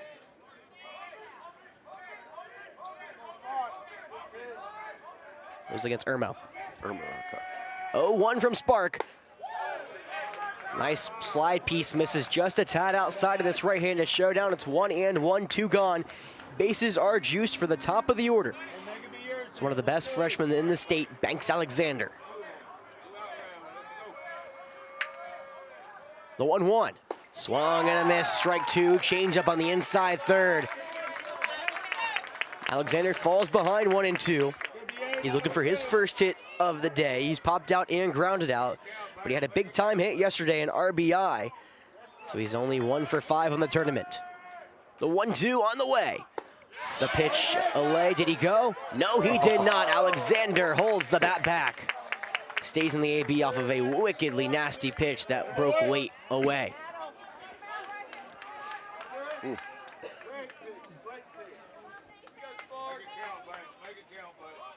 Count now moves to 2-2 with 2 outs. Infield playing back. On the way, the pitch. Grounded over to the left side. It'll be a tough play. Chetwood on the backhand. The throw to third to the feet. The force out is in time. Sparky Harrington gets out of the bases loaded jam. A strikeout and a ground out to end the frame. And the Falcons lead it 6-0 going to the bottom half of the 5th when we come back.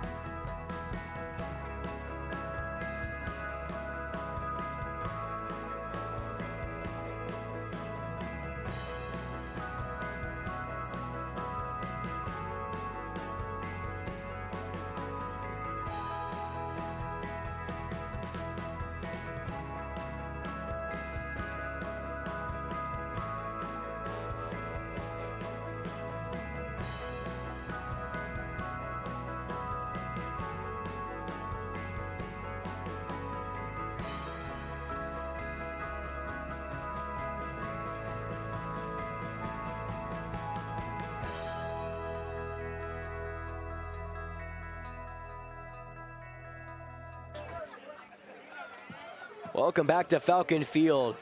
On the top half of the 5th, Sparky got out of the bases loaded jam. Now in the bottom half, the Falcons will look to add to their 6-0 lead. It's 7, 8, and 9. Monty, Paul, and Jack to lead it off. Ab Wilkerson back on the hill. The right-hander throws home. The curve ball paints the outside of the plate in this right-handed showdown. It's 0-1. Is that 63? I think that's what the Clock said. I trust you. The 0-1 is popped straight foul. It'll be 0-2. Wilkerson came in and got a couple big timeouts to end the Falcon threat. Falcons really could have poured it on last inning. Instead, they left the bases loaded. Well, left the bases loaded's a loose term. Dylan gave one a ride to right field, and it just had a nice over-the-shoulder basket catch from Ashley Powell. The 0-2 off speed. Did that clip Monty's helmet? No, it did not. Thought I heard some nickage, but it'll just be 1-2. Yeah, that was an amazing catch by Powell. Yeah, that one's not getting enough talk about, with how this game is going at this moment. But however, if River Bluff does come back, star that play. The 1-2, this one hits Monty in the back. The curveball. Well, I thought the last one did, but I was wrong. This time I cannot be wrong. That one hit The evidence was clear. That one hit all shoulder. Well, it's Paul showed up now for the 3rd time this game. Paul has struck out looking and reached on the air where he came around to score back in the 4th inning. What was a 12-batter inning for AC Flora. Temperature has gone down now to the low 60s. No humidity, which is very nice. Oh, that's off first, and that shouldn't be. Oh, did he get around the tag? Back around. No, he got around the tag. Wow. And that's going to bring out Coach Bonnet. So what just happened there? Swing and a miss for strike 1. Looked like it was supposed to be a hit and run. Monty got caught off first, so Hutto threw down to first, and then Norton missed the tag. Which now Coach Bonnet will come out and talk to the official about it. After AC Flora thought we had a break after a pickoff at 3rd. Of course, we thought we had one yesterday too, potentially.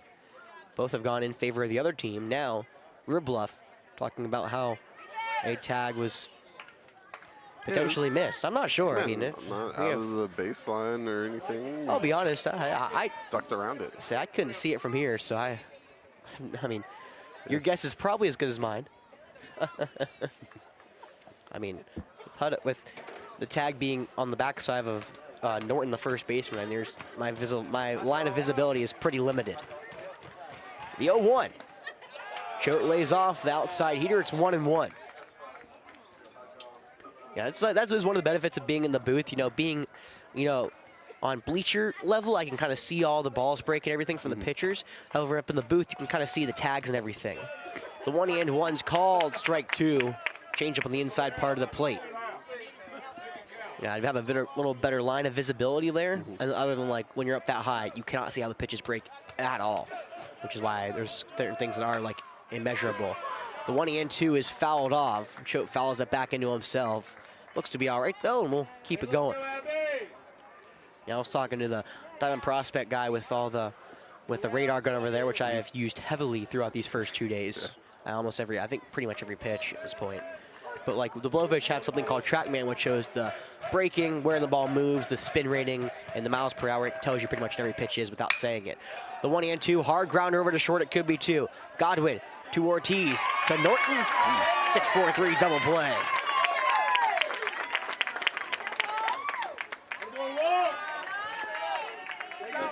Well, Coach Bonnet may say ball don't lie. It's the first and second outs of the inning now for Jack Chetwood, who had a big-time single back an inning ago. Shortstop, Jack Chetwood. He also had a deep fly out to center field.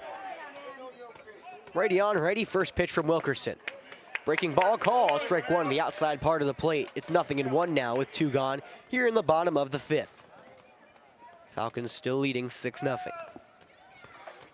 The right-hander fires though, and 1 hard hit to the left side. That's a base hit into left field.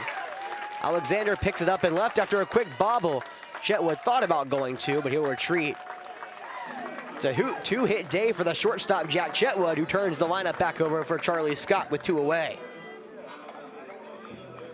Step to the plate, number 18, center fielder, Charlie Scott. Well, a game that was moving pretty quickly, Jeff, through the first couple innings has now slowed down a little bit more, making our night a little bit longer. Well, my night more than yours. You've been, relaxing at home. Yeah, that's right.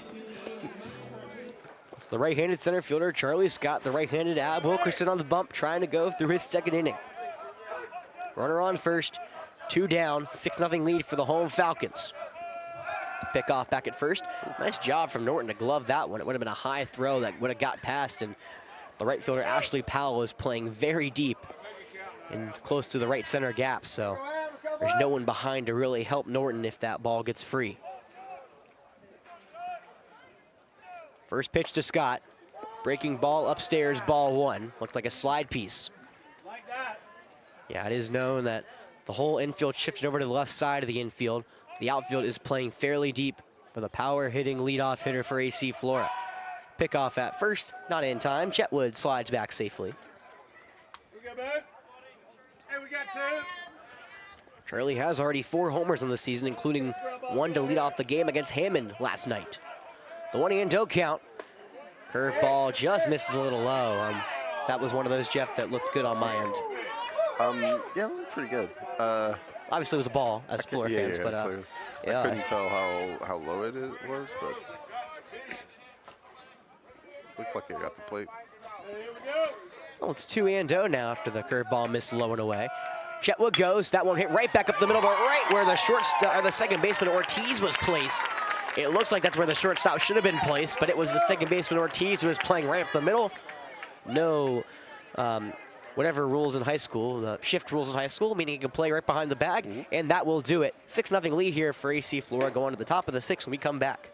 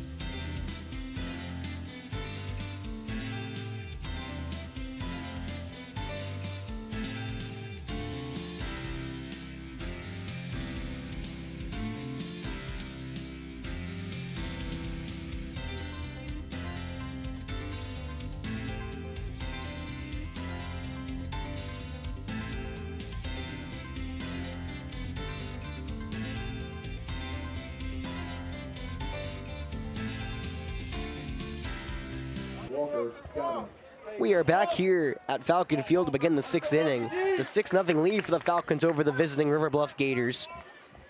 Sparky Harrington returns to the bump. The right-hander greets Walker Godwin with a changeup low. It's fouled right back into Hernandez. Seems like it caught something that was unprotected.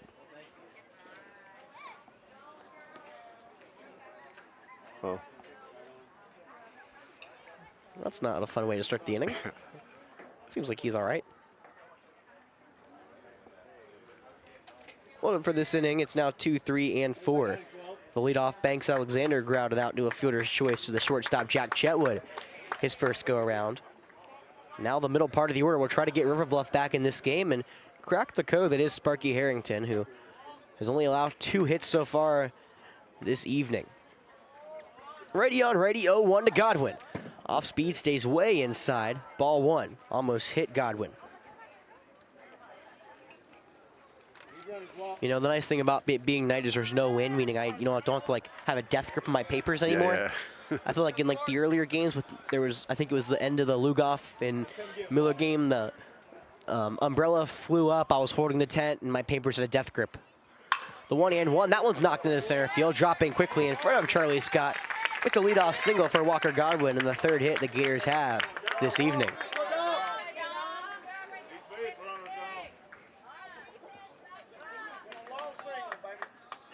Well, the Gators now have a leadoff base runner for the second inning in a row. Last time Ashley Powell led off with a single. Now Dom Norton, who has one of the 3 hits for River Bluff, will step in. Man on first, nobody out here in the top of the 6th for the left-handed first baseman. The right-handed college of Charleston commit comes home. The first pitch breaking ball, ball 1, throw down to second. Skips into center field. Chetwood could not glove it. And it looks like actually Sneed and Chetwood switch positions. Jack is playing now at second. I believe that is Zach Sneed at short. It is a stolen base for Walker Godwin, though. 1-0 the count after Godwin just swiped his 6th bag of the season. The 1-0 from Spark. Off speed stays away, ball 2.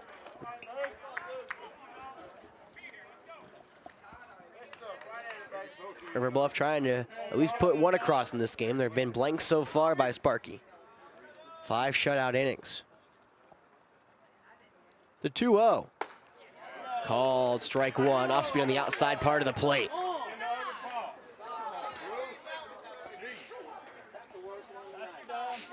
That won't take a strike to me. Yeah, that's a pretty good pitch. I know I'm not supposed to be biased, so I'm not, but that will look good. The 2-1. Foul tipped back. It's now 2-2. Yeah, I mean, the thing is, like, it's not.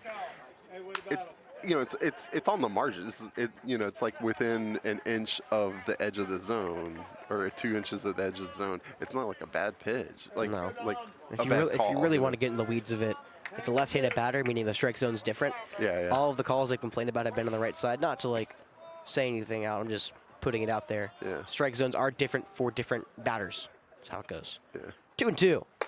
Fastball up and away. It'll fill her up. 3-2. Nobody gone. Runner at second for the Gators, who are trying to fight back into this one. They've won 4 of their last 5.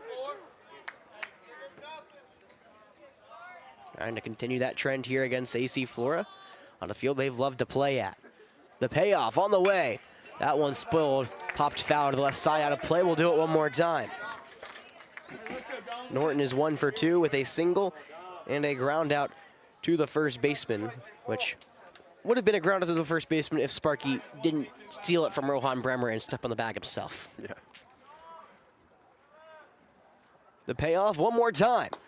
Did he go? Yes, he did. Fooled him on the curveball. Strike 3, swinging for out number 1. That may have been Sparky's best pitch of the night. That's his 5th K. But it doesn't get any easier. It's Maddox Free up for the 3rd time tonight. Free lined out to center field as Charlie Scott robbed him of a hit. And he's also grounded out to the shortstop, Jack Chetwood, who's now playing at second. Looks like Joe Ray is actually in it short, I believe. First pitch coming home. Called strike 1.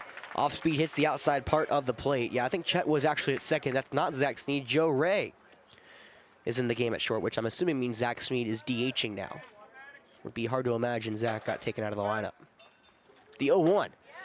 Called strike 2. Change up on the inside part of the plate. Come on, Bird. Hang tough, Free Bird. Come on. Make it count, Matt. Make it count, buddy. The 0-2. Spark fires the curve. Just missed outside. He did call it both ways. That one looked good on my end. It's now 1-2. That miss, I'm assuming, a little outside, Jeff? Maybe up a little? Really up? That was good. It was a pretty pitch. Yeah, it wasn't bad. Well, as long as he calls it both ways, that's really all I can ask for as a broadcaster. If I don't have to guess what a strike and a ball is. 1-2, 1 gone. Free at the plate. He pokes that one down the left field line. It will go foul.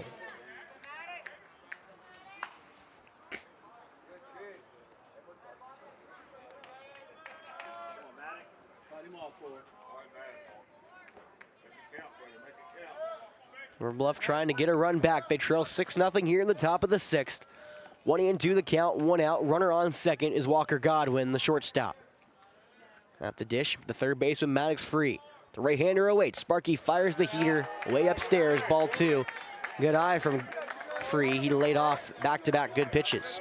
Well, that one wasn't in the strike zone, but a pitch you usually could swing and miss through and a 1-2 count. I mean, Yeah. make that very clear. Now Free will call time. He'll step out of the box here. Free coming in with 9 RBIs, 5 doubles for this Gator team this season. He's one of the key seniors that have made an impact in their 15-3 season.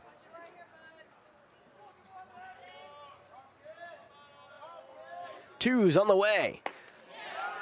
Change up low and away. Free lays off. It'll be a full count pitch.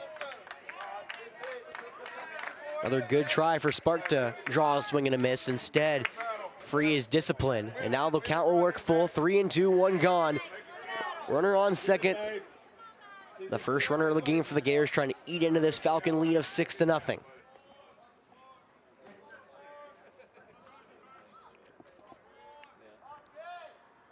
First base is open.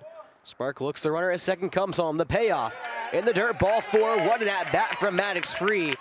After falling behind 0-2, he works the walk. And that puts runners at first and second for River Bluff here with only 1 out. The first walk Spark has surrendered tonight. Stepping to plate, number 3, Ashley Powell, who led off the 5th inning. He was left stranded at third after a leadoff single. Also grounded out to the third baseman, Monty Lafitte. 1 for 2. Runners at first and second for the right-handed right fielder. 1 gone here in the top of the 6th. Spark comes on. The first pitch called strike 1. Beautiful changeup on the inside third. Got Powell kind of ducking out of the way a little bit. Or I guess sliding out of the way, if you will. Nobody kid. 0-1. Ball in the other batter's box. Did he go? Yes, he did. Strike 2. Like an off-speed pitch that dipped away late. Maybe a slide piece from Spark. It's now 0-2 with 1 out. Trying to fight through some adversity yet again. The College of Charleston commit comes on. The 0-2. Slider just missed away. Ball 1. It's the second time Spark's thrown that pitch. He wanted strikeouts on both of them. They've both been balls, and now it's 1-2.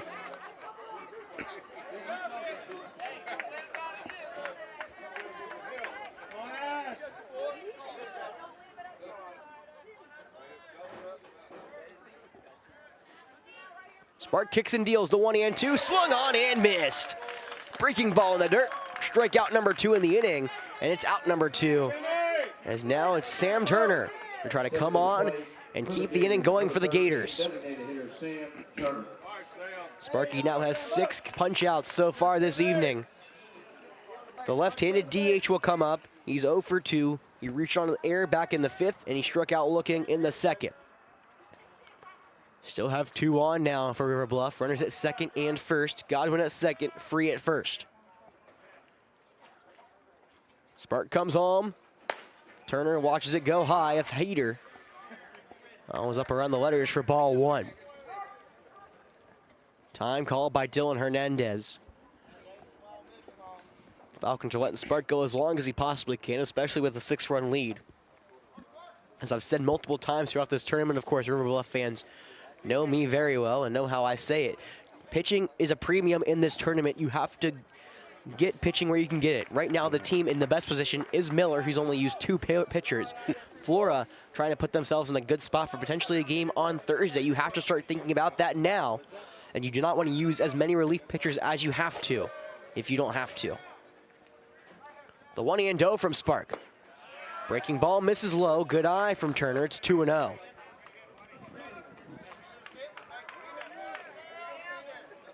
Turner with 3 RBIs. Looking for potentially more here. Get the Gators back into this game in a field they love very much so. As the 2-0 on the way, changeup misses wide. It's 3-0. Why I say they love it here, River Bluff has won 5 4th Acres Classic championships. That's the most of any team. They won a 3-peat from 2021 to 2023. And they're now appearing in their ninth straight, yes, exactly, Forest Acres Classic. I had to double check myself. Here comes 7-8. River Bluff loves this field as we joke around here. They're trying to show it here on the diamond. 3-0 the count, 2 gone. Runners at second and first for the Gators. The pitch from Spark. Fastball called, strike one in the upper half of the zone.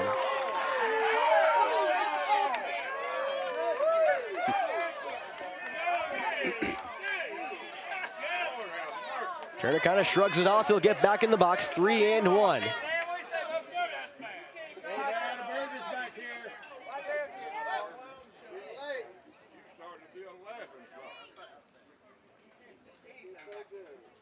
The 3-1 on the way. That's a check swing through a heater. It's strike two. Sparky violently grabs the ball back. Runners will be in motion. 3-2, 2 gone, top of the sixth. 6-0 lead for AC Flora here in game number 8 of the Forest Acres Classic.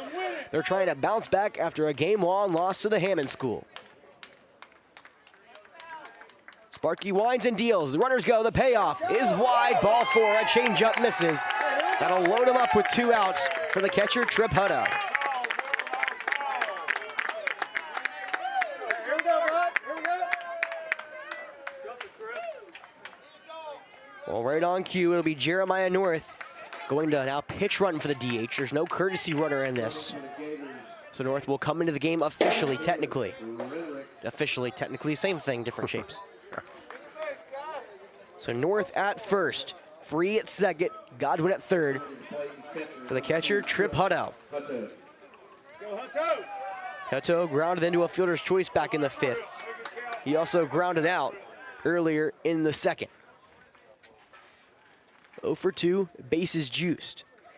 Hutto comes in with 11 RBIs and a homer. Has now a second high on the team with 5 doubles. He had that one stolen from him earlier tonight. Or excuse me, he was just 5 all the time. I'm thinking about AC Flora. Oh, Rohan took it from Zach. He's just trailing Banks Alexander. Well, the left-handed catcher digs into the box. The right-hander on the bump. Infield plays back. The first pitch on the way. Breaking ball misses upstairs. Ball 1. Hey, comes 2. Sparky after his second walk in the inning. Trying to fight through a bases-loaded jam for the second straight time. He got Alexander to ground to a fielder's choice last inning. His time is called by Hutto. He's punched out 2, allowed 1 single and walked 2. He still has not allowed a runner to score for River Bluff. They trail 6-0. Spark will wheel and deal. The 1-0. That one's lined over the second baseman's head, and that will score a pair. Godwin coming in, free races around third. He will score. The relay throw into second. It's a 2 RBI single for the Gators. And now it's a 6-2 lead for AC Flora.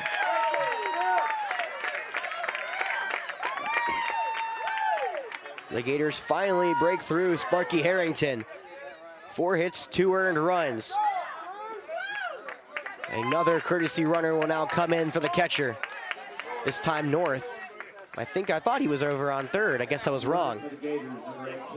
So that is Jeremiah North over at third. I'm not exactly sure. They said I was the wrong person over the PA.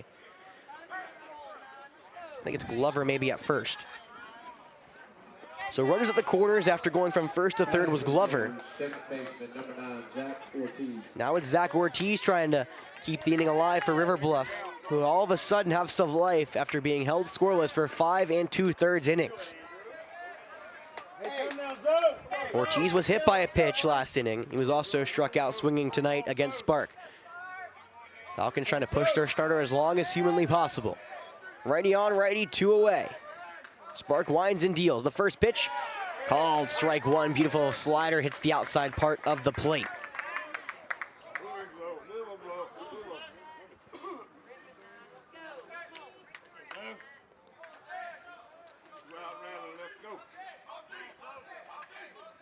The 0-1 runner goes from first. That tips past Hernandez. Breaking for the plate. The pitch to home, not in time. A wild pitch scores the 3rd runner of the inning. Because it's actually Caleb Renwick who comes around to score. The wild pitch gives North to second. It's now a 1-1 count to Ortiz, 6-3 lead for AC Flora at home.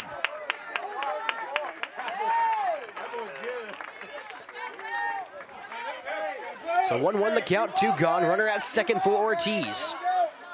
This River Bluff slide would explode if Ortiz could put one down into the outfield grass. The 1-1 from Spark, swung on and missed. Fastball for strike 2. Sparky has allowed 3 earned runs tonight now. That almost doubles his earned run output this season. He was at 4 coming into this game. The 1-2 from Sparky.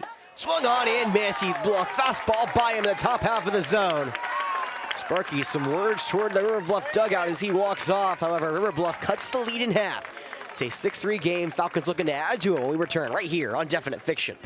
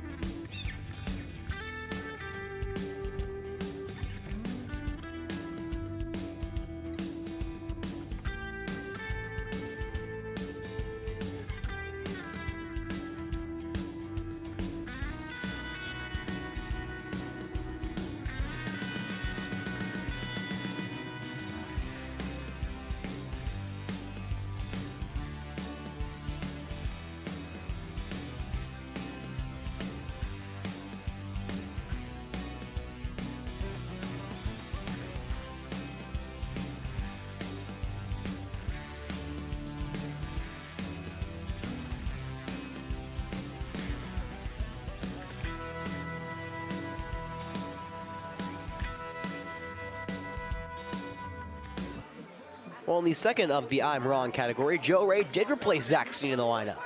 So the Falcons have 2, 3, and 4 up to this inning. River Bluff now with a 3-run disadvantage, trying to keep it there. First pitch to the right-handed Joe Ray is called strike 1. Breaking ball hits the outside part of the plate. Al Wilkerson trying to work through this whole 6th inning, give River Bluff a chance to come back in the bottom half of the top half of the 7th. The 0-1 misses low and away. Ball 1. It's 1-1.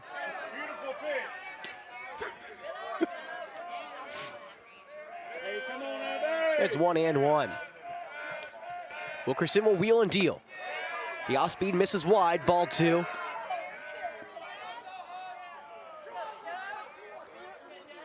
let's go, Herb. Need your defense. Let's go. The 2-1 from Wilkerson. Ray slices that one foul to the right side. It'll be 2s here for Joe Ray. The young sophomore, 2 for 16 on the season, has 2 RBIs, known for more of his fielding, but he has been able to produce at the dish a couple times this year in some key situations for AC Flora. 2-2. Slider misses way wide. It's going to fill her up. 3-2. Nobody gone here. Nobody on the base pass for this 2-hole hitting Joe Ray. But how good of a bunter Joe Ray is. Maddox Free, the third baseman, playing pretty far back. May want to push one here. The 3-2 is swung on and fouled back again. Ray spoils a good pitch from Wilkerson to stay alive. Okay, you go get it.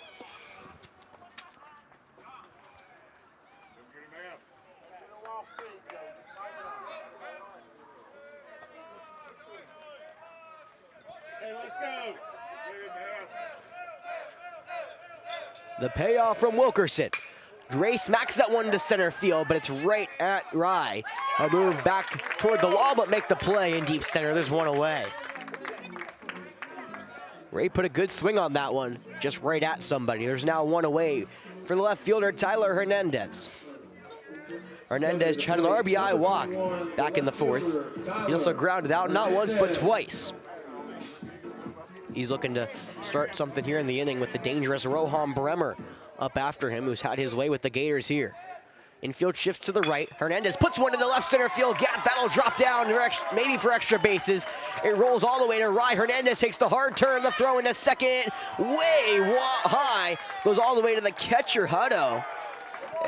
It is a one-out double for Tyler Hernandez, who beats the shift and gets the Falcons an insurance run at second.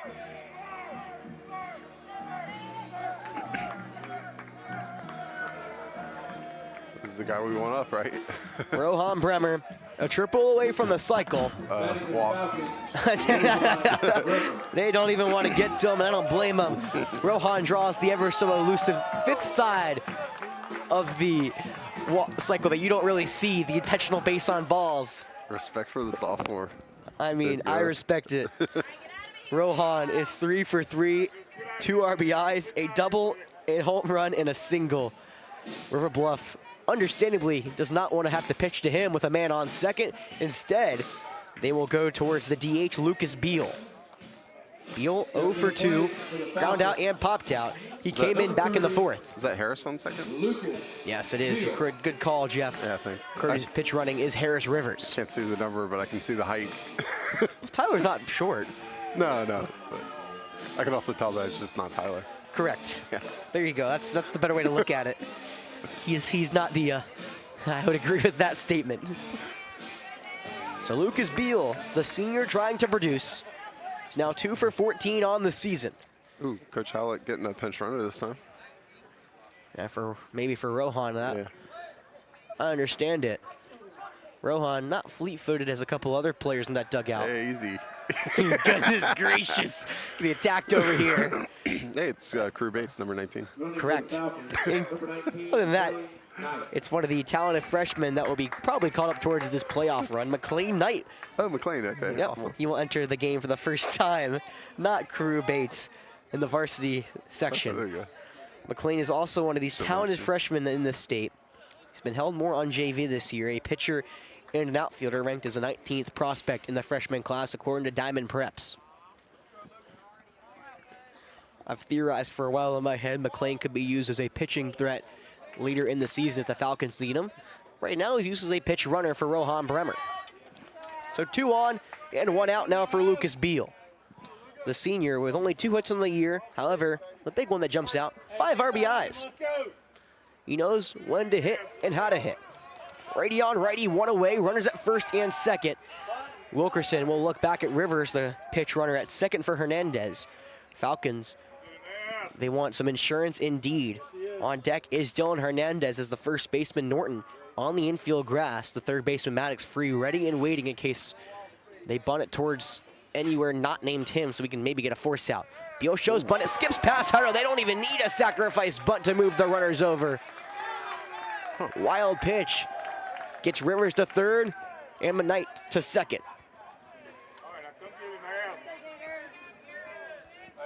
Well, that's a big-time wild pitch that couldn't come back to bite the Gators. If Lucas Beal produces, well, now what does Coach Hallett do? We've seen the suicide squeeze work very well so far, and the infield will come in for River Bluff. 6-3 lead for AC Flora, runners at second and third. 1-0 the count, 1 gone here in the bottom of the 6th. Falcons trying to add to it. Beal puts the bat on his shoulder. He watches the curveball miss. I guess a little up high. I'm not sure where that one missed, Jeff. Yeah, it's a pretty good pitch, but clearly a ball. Clearly a ball, is, of course, for AC Flora people, but it's a pretty good pitch. It looked like it dropped in, but yeah. I mean, it's still like on the edge of the zone, so it's not like. The 2-0. Fastball misses wide, ball 3. First base is open, but Dylan Hernandez, who's already produced once for AC Flora today, is waiting on deck, and if it gets that far, it's the dangerous Miney Lafitte who's reached base 3 times, or in the hole, excuse me. 3-0, 1 gone. Wilkerson kicks and deals. Beal shows bunt. He pulls it back as it skips in. It's a 4-pitch walk to load the bases here in the 6th for AC Flora. Now a mound visit here for Coach Bonnet. Potentially a pitching change. Wilkerson came back in the 4th inning. And he pitches 2 frames of baseball.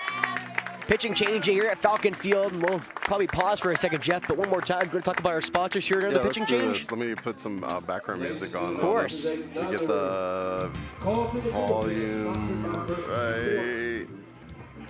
Okay, that should be good. Awesome. Let's talk about our sponsors again. Of course, Coach Dorsey has been sponsoring the AC Flora sports for a while and is helping us sponsor the Forest Acres Classic right here on Definite Fiction. If I can get my words out, that'd be awesome. Long day at the ballpark for me. It's now been 12+ hours. First and foremost, the Richland 215 Legion team. A Legion baseball is one of the best things you can do in this summer. I mean, it's one of my favorite summers I had 2 years ago, calling the 215 and covering them week in and week out. 3 levels, 19 under, 17 under, and 15 under. You get some of the best competition in the state for free. I mean, there's not much better than that.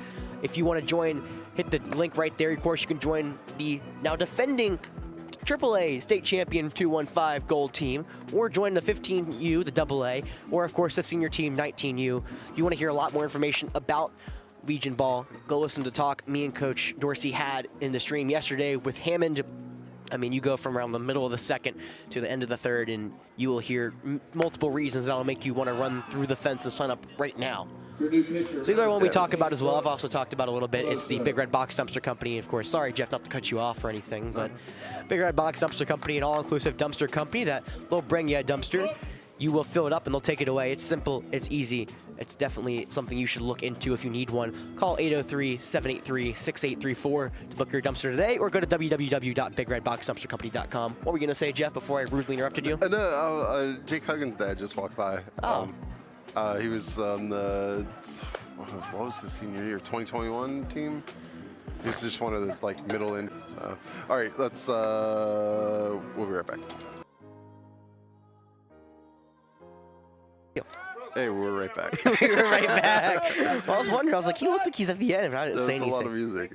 Well, it's Brooks Peloso on the bump for the Gators and try to keep this game 6-3. Dylan Hernandez looking to produce here for AC Flora, push that lead back up.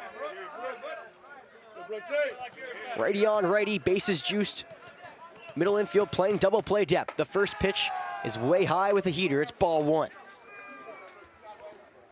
Peloso making his 6th appearance. He's given up 3 earned runs over 4 2/3 innings pitched. Currently, all the runners on the base pass are attached to A.B. Wilkerson, who has not allowed a run to come across. Hernandez looking to change that right now. The 1-0. Swung on and missed. Off speed right down the middle. It's strike 1. Hernandez wants that one back. The last time Brooks, he faced White Knoll, he was up. He pitched 1 inning and got 1 out. Or, excuse me, he pitched a third of an inning and got 1 out with no runs crossing. Pretty good. Yeah. Yeah. Again, 12+ hour day. I'm getting my wits end. Do it all again tomorrow. Let's go. 1-1. The off speed. That one's lined in the left field. That'll drop down the corner for extra bases. McLean Knight gets the windmill around third. Holding up looks to be Roper Wensky, who was used as a pitch runner. It's a 2 RBI double for Dylan Hernandez, and the Falcons balloon this lead back to 5. It's 8-3.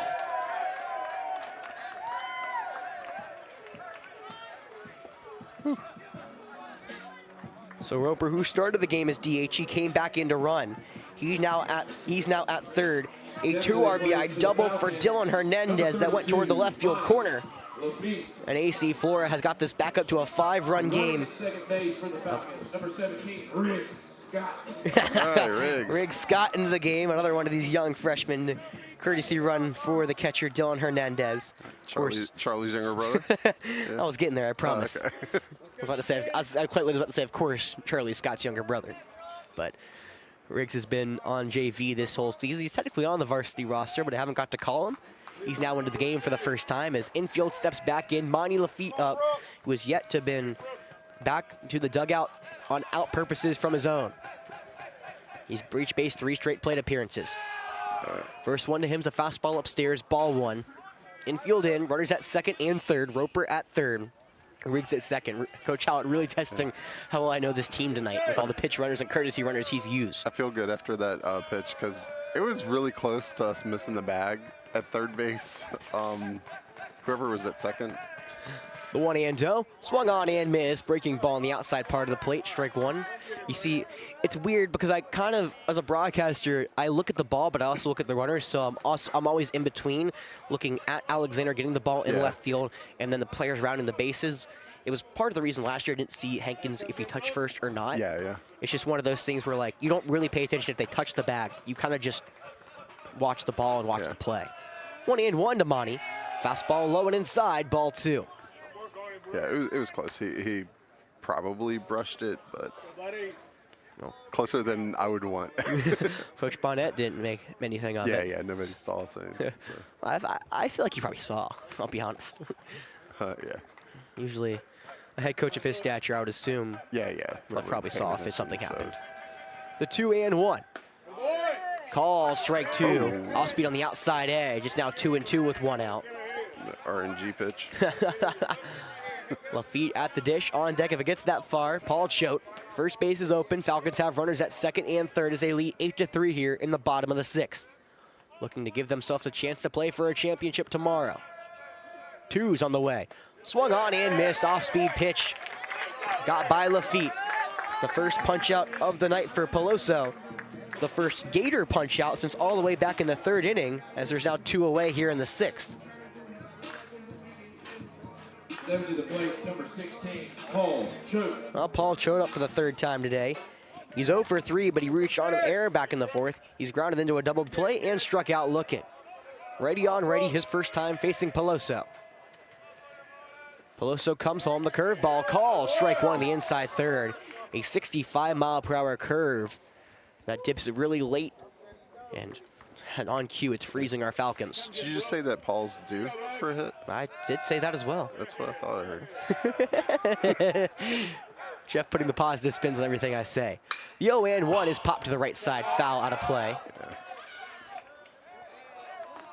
Choate will fall behind, nothing and 2. If it gets that far, it's the hot Jack Chetwood who's on deck. Chetwood has 2 singles today. Way out in front here, Brooks. Way out in front here.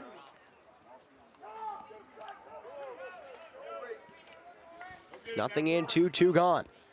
Falcons trying to add some more runs to this already 5-run lead. River Bluff trying to keep it there so they give themselves a chance in the next inning. The 0-2. Choate smacks that one high in the air toward the right side. The first baseman Norton settles on the outfield grass and will make the play to retire the side.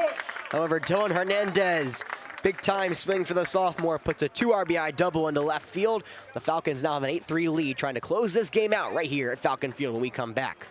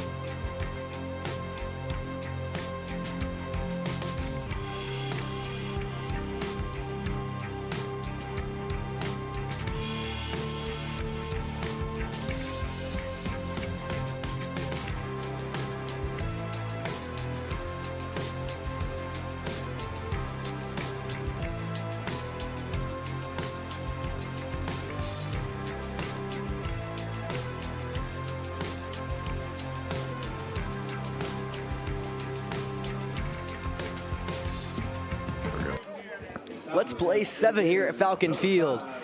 AC Flora holds the 8-3 advantage as they turn to the Goon.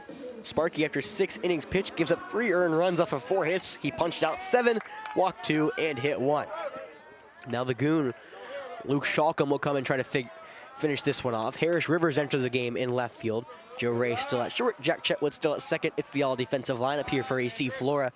9-1-2. Andrew Rye leads off against the Goon, who watches the first pitch heater catch the outside part of the zone. It's 0-1. Rye has struck out not once but twice. Those are both against Sparky. He'll now get his first crack at the Trinity College commit. The curveball is called. Strike 2 on the outside part of the plate. Shalcom dotting up Rye here early.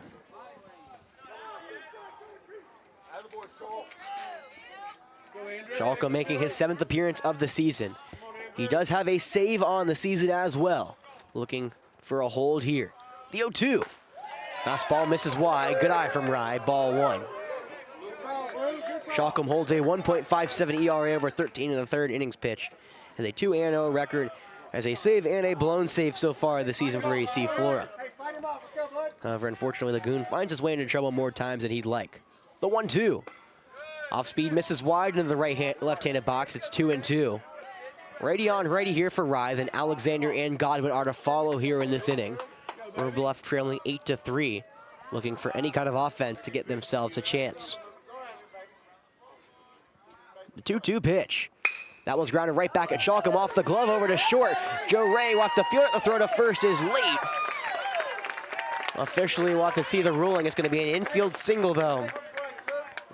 The Gators have a runner on. A tough pitch as Shalcom almost is able to glove it just off the netting. Well, right on cue, as I said, Shalcom finds his way into trouble more time than he likes. Had some good pitches at bat, but not enough to get Rye out. And now Banks Alexander comes up for the 4th time. The freshman is 0 for 3 today. Ground out, pop out, and grounded into a fielder's choice his last go around. Righty on righty, man at first. Nobody gone here in the top of the 7th. First pitch is an off speed that goes into the left-handed box. It's 1-0. The senior, last time we saw him pitch a scoreless inning against Camden, had 2 strikeouts as well. The 1-0. Called strike 1. Off speed that dips late into the zone. That ain't you. Sit down, stroke it. Let's go. Come on, Banks. Stick it out, bud. Come on, Banks. Alexander looking to set the table here for the River Bluff lineup. The top of the order up. The 1-1. That one's sliding into left center field, coming on. And actually, it's the second baseman, Chetwood, who ranges all the way over to make the grab in shallow left center. That one, I thought had some more legs than it did, but it died very quickly. Looked like maybe off the end of the bat. Chetwood, the second baseman, ranges all the way behind second towards the left center side. Makes the play for out number 1.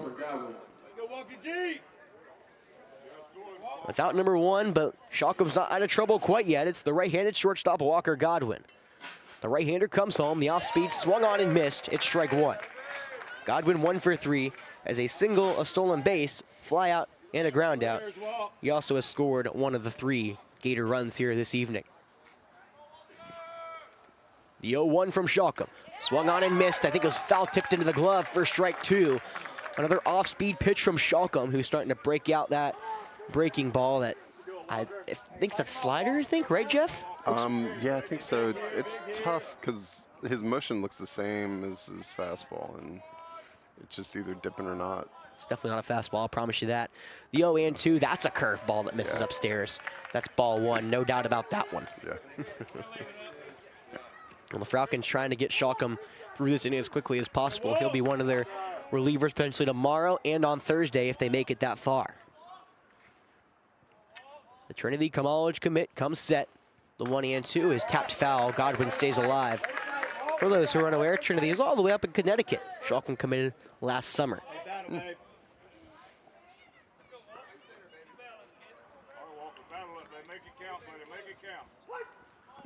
Shalcom with that right arm sleeve. Holds the ball in his hand, now comes set. Looks back at the runner at first, comes home, Rye goes. That ball is swung and fouled back. Godwin looked like it was a hit and run as that pitch was a little outside. A defensive swing keeps the count at 1-2. After Godwin, if it gets that far, it's Darm Norton waiting on deck. And then in the hole, Maddox free. Top of the Gator lineup. They need 5 to try to tie this one. The 1-2. Off speed. That one's rolled over to the left side. A high hopper. Lafitte, the third baseman, has it. The throw to first is in time. Strong throw from Monty is good for out number 2. Rye goes to second. That was tough. Monty had to wait for it with the bounce. Yeah, usually Monty doesn't try to whip it across the diamond as fast as he just did, but he felt the pressure of trying to get the speedy Godwin out. He does just that, and now there's 2 away over the left-handed Dom Norton. Also heads-up play from Joe Ray to go cover third in case Rye tried to break for the bag. We already saw someone get thrown at third once today. That was Babick for Hammond, as well as Anderson trying to stretch a double into a triple. I meant more on that play. Righty on lefty, first pitch from Shalcom. Change up is low, it's ball 1. The right-hander just missed. Norton digs into the left-handed box, a 1-0 count, 2 gone. 8-3 lead for AC Flora over River Bluff, trying to close this one out at home. The 1-0. Breaking ball stays inside, it's ball 2. Make it be yours, Dom. Dom comes into today 3 of his last 18. So far in the day, he's 1 for 3 with a single, ground out, and strikeout swinging. Hey, come, Nick.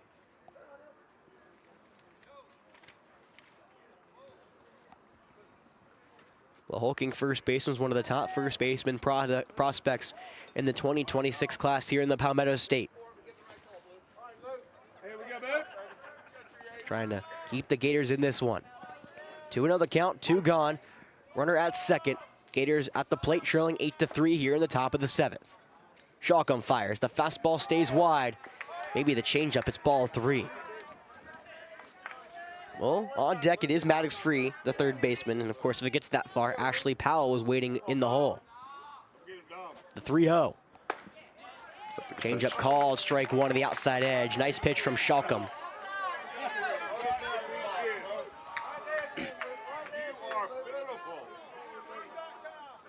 The 3-1. That one's grounded over to the second. This could do it. Chetwood's got it. He flips to first, and that will do it.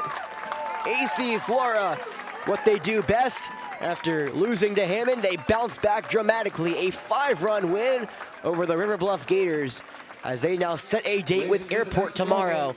The winners of both of the games on this side of the bracket will be playing on Thursday. The losers are done, setting up for a dramatic finish here to the Forest Acres Classic. It's a fun 2 days of baseball there. So it's been a fun 2 days, and it's going to be a fun day and a half in a way. It's only 2 games on Sunday, or Thursday. Usually it is Sunday. Yeah, it's easy. Two games.